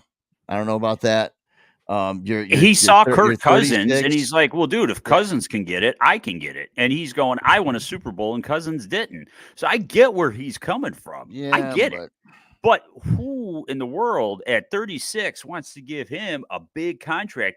He had one purpose and one purpose only: come in and win a Super Bowl. He did that. The Rams are not in a position to give him a long-term deal. They need to be drafting and finding a quarterback to develop and to get ready to turn the mantle over and turn those car keys over. So if I'm the Rams, I don't give it to him. I'm sorry. I say you got the 3 years. You're either going to see it through, or then we're going to have to trade you and we'll have to find a trade partner. Or I don't know if that money has already been guaranteed paid out. He's a release candidate. You got to take that hard line. I'm not giving him an extension. I'm not giving him a Kirk Cousins. No, I'm sorry. That's bad business. Just because somebody made a dumb deal elsewhere, you can't follow the precedent and do the same thing. Good for Kirk Cousins. He's made the most money, I think, out of anybody who hasn't won a thing. He's been a solid quarterback, but not a Hall of Famer. So all the money he's made, my gosh. I mean, that's good job on Kirk Cousins' agent. Whoever his agency is, they've really done a great job for him. I mean, because he was the backup to RG3, wasn't the highly heralded guy. Then he gets the job in Washington. Then he goes to Minnesota. Now he's in Atlanta, still making money. Good for him. So I'm sorry, but Matt Stafford's best days are over. Well, I mean, he had his last year was pretty damn good. Threw for 3,900 yards, 3,965 to be exact. 24 touchdowns in 15 games. I'm not. But beyond a statistic, impressing onlookers on a nearly weekly basis with throws he still can make. So I mean, the man hasn't lost any mechanics yet. But the problem is, I think what I'm looking at and what you're saying, what I'm looking at, in my opinion, sure, he won a Super Bowl. Your value goes up. I get it. 36 years old. I mean, I ain't saying that anything, but listen, 36 years old in football terms, you're 54. You know, you're coming up to 65 in football years, right? You're ready to retire. Your body, your mind, you're getting hit in the head numerous times. This man had numerous concussions. Okay, this man almost had his shoulder blade come out of his damn body. It goes back in and wins against Coach Hagan's Cleveland Browns, and he told me that story. Shout out to Coach Hagan, by the way. He's back in London. You know, he told me that story. He goes, man, I got to bring that up. You know, there's this, he has grit. That's what they call him. Matthew Stafford's rookie year came in, beat the Browns last minute with the separated shoulder. That's painful, guys. I give him the credit, but here's the thing. I'm looking at concussions. I'm looking at, you know, yes, you have a powerful, receiving core. Puka Nacua, Cooper Kupp, you know, you got some guys, but the thing is, I think right now what you're seeing is a very young group of quarterbacks. I mean, Roy, how many quarterbacks went back to back to back to back in the draft? 1, 2, 3. Two things I want to say before I forget. Number one, we should order one of those Dubby steel mugs and send it to cup. Yeah, we should. Absolutely. See what I did there? I see what you did. And with that said, let's get cup, and then and see if we can get them on the show. But on a serious note, though, everybody was going to want to now look at Tom Brady. He played a 45, so I could do it too. You know what? No, he was a freak of nature. There's always those once in a lifetime athletes or once in a century type that come along, and you can't just keep saying that there's going to be another one. It's going to be the same comparison with Shohei Ohtani. There's another kid coming out in the draft. He's a pitcher hitter. So now they're going to, you know what? You just, no, I'm sorry. And again, he has 3 years left on his contract. Honor the contract. Now he wants more money. He wants whatever. He's 36. I'm not giving it to him. Thank you for the Super Bowl, Matthew. You did what you did. We'd like to have you around, but we need to start thinking about the future here. It's just that's the way it is. I'm not a huge fan of him. I think in his mind, he wants to try to do a Ben Roethlisberger and stick around and win 2, or an Eli Manning. Nice. Fucking A, Roy. Well, guess what, man? We have our special guest coming in. One of my best friends, just like you, small circle, grew up together pretty much, still growing up. The man, the myth, and the legends. That's what we're called. All right. This is who we are. Freedom Malt's very own Germ. Welcome to the stream. What's up? Hey, I'm not sure how special of a guest I am, but you are special. Since this is a sports show, I figured I had to wrap it up a little bit. Yeah, a little Packer action. That's right. All right. Let me go ahead and move this overlay out the way so people can see it. 1 second. There you go. Bam. Yeah, get that shit off, man. What are you doing? So, my ears were ringing a little bit. Yeah. And I had to find a glass of whiskey. I was searching for a glass of whiskey to pour, and then I figured I'd jump on here and see what my ears were ringing about. Oh, dude. So, all right. So, everybody, ladies and gentlemen, once again, this is Jeremy. He's with Freedom Malts, and I have him on today because we are collabing together. We're best friends. We're brothers, just like Roy. We're all brothers here. We're family.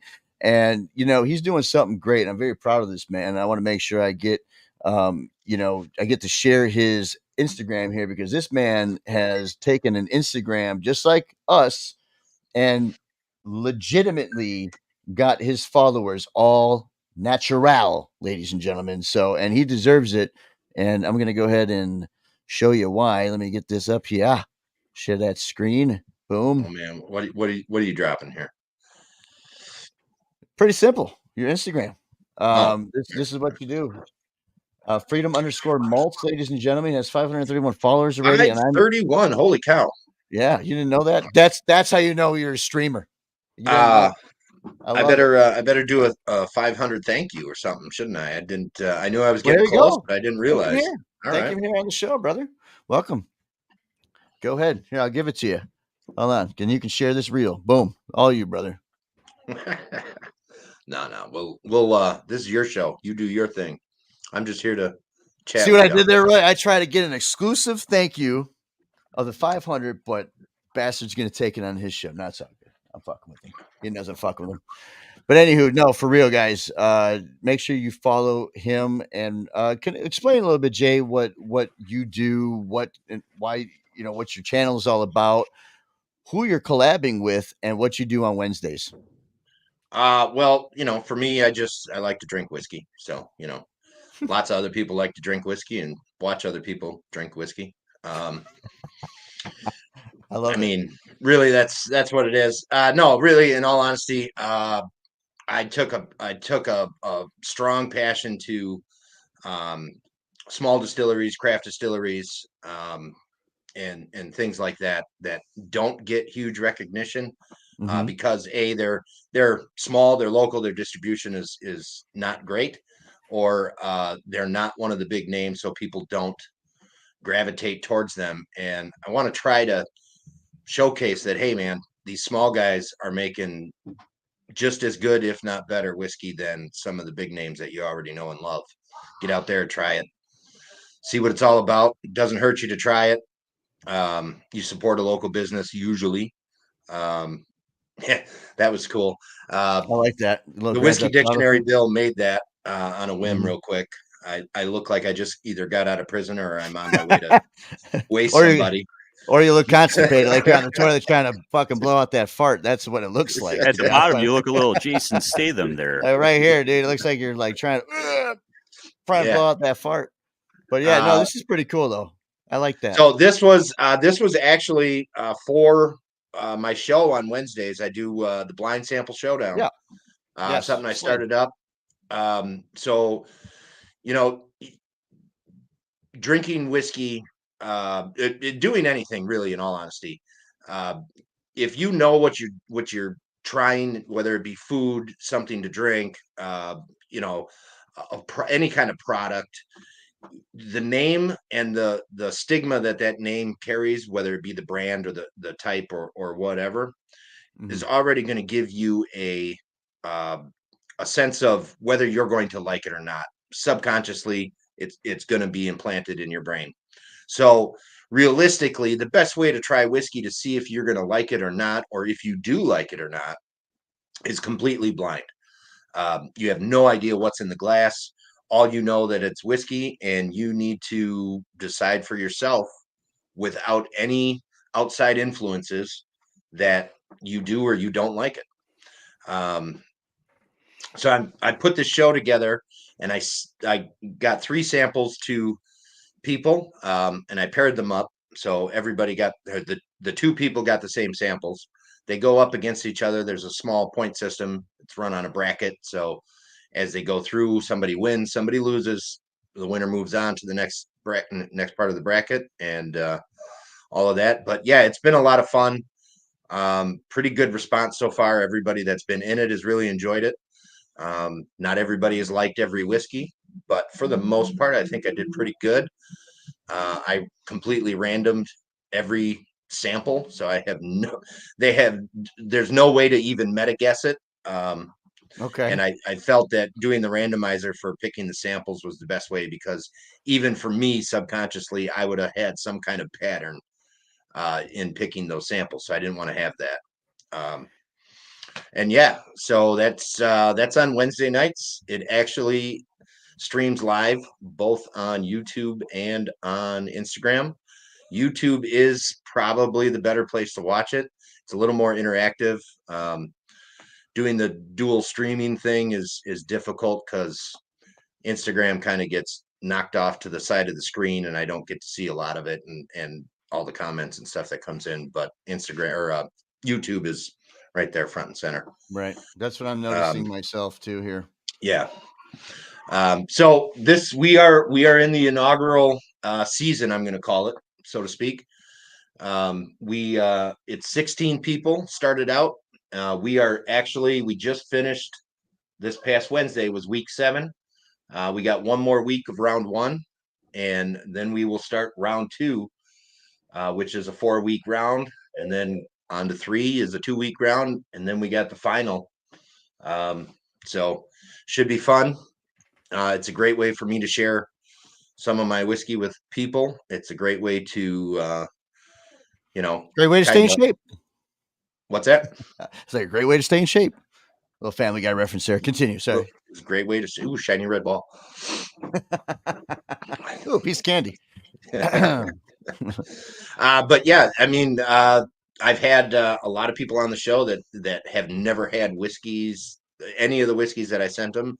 And a lot of them are sending me, messages afterwards or talking to me afterwards, be like, man, what is this? What can I get that's like this? I really enjoyed that. It's a category that I've never been into.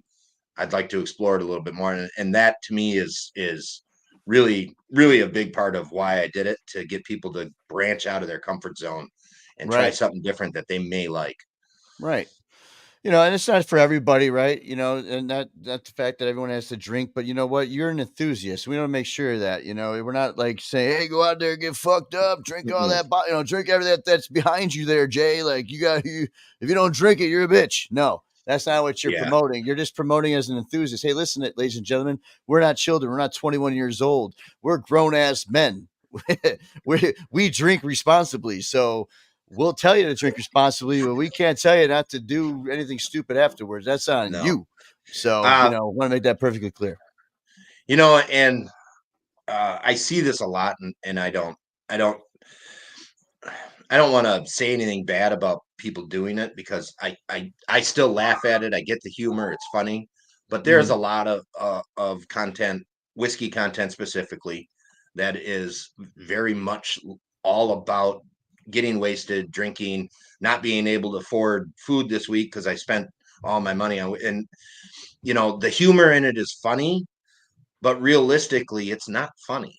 No, it's a serious thing. It's a serious issue that some people have, and it can get out of hand if you let it. But you got to mind your P's and Q's on it, and do it responsibly, and that includes the drinking aspect and the buying aspect. Right. So absolutely. That's a great point. I'm glad you brought that up. And Roy, I know you have a question for Mr. Packer fan over here. Bears Packers. Look at that. Hold on a second. I love it. Look at that. Bears Packers. Look at that. Look yes. at that. Something. Go ahead. A couple of things for you, Jerry. Number one, on WGN Channel 9 here in Chicago, Larry Potash on Saturday nights airs it's called Backstory with Larry Potash, and it comes on at 6:30 p.m. Central or 11 p.m. You could stream it on the WGN app or on YouTube. I'm sure it's there. But he's going to do a story this Saturday night on whiskey in Chicago and the history of it. So being a whiskey person, I thought maybe that might be something interesting for you to watch. And then the second thing I've got for you is the Packers stock, right? So the Packers 7 times in their history have offered public stock offerings. It's basically worthless, but it's cool to have because you have a piece of stock, your name is on it, you could have it framed, and then you get a proxy that you could vote every July on, or you could actually go to Lambeau Field in person and you could sit in on it, listen. And my question is, do you own any of that? I don't. I'm a Packer fan, obviously, because geographical situations, right? Far north. Secondly, I'm a Packer fan because if I was not and rooted for anybody else, I would not be alive to talk about it today. So that being said, from my understanding, the Packers are the fan owns the team, so to speak. I mean, they did obviously none of the fans take any money from the proceeds, but it's a fan owned team, which is, from my understanding, the only one in the NFL. Yes, the only one, and that was the way the league could keep them from relocating and being taken and gobbled up and by some big corporation, which is beautiful. But here's an interesting fact: even though I'm a Bear fan, I do own stock. I did buy in the pandemic. They opened it up. I can't remember. I think it was around $300 just to have one share. I said, what the heck? That's cool, right? It's historic. I mean, Wrigley Field, Fenway Park, Lambeau Field, just to be a part of history. So I don't have it down here. I'll have to bring it the next time, or I'll send Rob a picture he could share it with you. But I got a piece of stock with my name on it, and I get the proxy. I haven't voted, but maybe next year I'm going to try to go up there because I've never been to Lambeau. So I'd like to get the tour. If you've never been to Lambeau, ambiance, it's I'm a shareholder, it's a really buddy. cool place. I'm going to go this July when they invite us up there, and I'll go vote. And, Leroy Butler's usually there because I think he's, one of the main guys there. But there's some love there, buddy. I'm a shareholder. So let me ask you this then: since you're a shareholder and you're going to go do your thing, are you going to anything that they have going that would be a positive effect for the Packers and a negative effect for the Bears? Are you going to vote No, I'm a responsible business person. And ethics are my highest. Feelings are not involved on that. No, ethics are of the highest nature for me. So I'm going to take off the Bears fandom crap, and I'm going to go there just as what's best for the city, what's best for the team, and best for business. And that's it. That's what you have to do. I would be a total douche and an idiot if I went up there and voted just to do something negative that would for the it Bears. is pretty douchey. So I'm not going to do that. So one I'm of the a fan things first that of the game. We were hearing. What happened here? Oh, go ahead. Yeah, one of the things that we had or heard about, had rumors about this year. Before baseball started, there was rumors that I don't remember what it's called anymore. It was Miller Park. I don't know if it's American now. Family Field. Okay, American Family Field. So I would normally call it County Stadium, but they actually did move the stadium, so it's not County Stadium anymore. And then it was Miller Park, and then it's probably changed several times. But there was some maintenance that needed to be done, and a lot of it. And the Brewers were going to ask taxpayers in the city of Milwaukee to help out with the costs. And there was kind of an uproar about that, naturally, right? So there was talks about the Brewers being moved, and Green Bay was actually talking about taking the Brewers to keep them in Wisconsin, and they were going to park them right in that same area as Lambeau. That would be that would have been really cool if that happened. It didn't happen. I don't know if they passed some kind of referendum or tax hike or whatever, however that went out. I didn't pay any more attention to it afterwards, but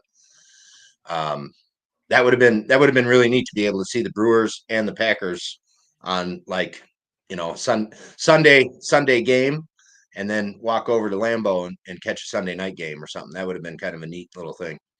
Absolutely.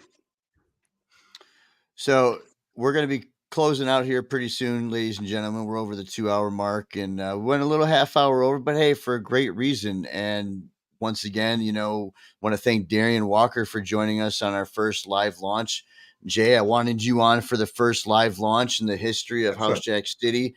I appreciate it. Backstage Sports Edition, and congratulations once again. I'll show it on the screen to you for having 531 followers. I mean, that's pretty fast. Wow. You're on pace to have 1,000 within the next month or so. So, ladies and gentlemen, make sure you follow him right here, Freedom_Malts, every Wednesday. Share it once again, Jay, what you do every Wednesday. Give it just a quick synopsis, and what do you have coming up this Wednesday? This Wednesday, actually, we got the Whiskey Franco, who on Instagram is the Whiskey Franco, and then Co-op Whiskey, who is a YouTube channel that does reviews on whiskey. That's coming up this week. But the blind sample showdown, 3 blind samples. They have to run through and try to guess category, proof, and casking, generically, specifically, and then they get some bonuses for trying to guess the exact distillery and the exact bottle. Winner moves on. It's a bracket style. Winner moves on. Loser stays home, and we're gonna counter down to the end of the bracket here and see what happens. All right. So, is there anyone that you can say who's winning right now? Do you have any strong people that you think's going to win this bad boy? And is there any any gift prizes? Is there any prizes for the winner? Did I ask that? I've been thinking about this while it's going on. I didn't really have a prize lined up right away, but I'm thinking I should probably do something other than just having bragging rights, right? So I was thinking I was going to put a decent sized sample kit together that isn't blind, so they know what they're getting. There you go. Yeah, maybe some of the favorites. There you go. Hey, that's something to look forward to. I mean, hey, everyone has knowledge on everything. I love this. I love what you're doing. Keep it up, brother. I'm proud of you. I'm happy for you. Appreciate it. You found your niche. You're very knowledgeable in this stuff. I've learned some stuff. So as you can see here down the scroll, Freedom_Malts, the Whiskey Franco, Rough_Spirits, and the Smoked by Ash. So make sure those are your buddies. Thank you guys for your follows on Instagram.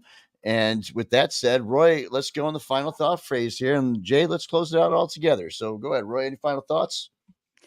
Yeah. So the Northwoods hat, is that for the Northwoods Baseball League up there in Wisconsin? No, this is my local whiskey group. So this is okay, because the Northwoods baseball up in Wisconsin is like the Cape Cod League. It's very prestigious. I thought maybe there was a reference there. I had to pick your brain on that. My team that I go and watch, not super regularly, but often, is the Woodchucks out of Wausau. Nice. So, I love indie ball and collegiate ball and all that. I do stuff, too. Man. That's beautiful. It's a cheap night to go watch baseball. Get some brats, get some beer, sit in the stands and watch some fun baseball. Right on, man. Right on. Nice. Well, real quick before we go, just want to thank you to our sponsor.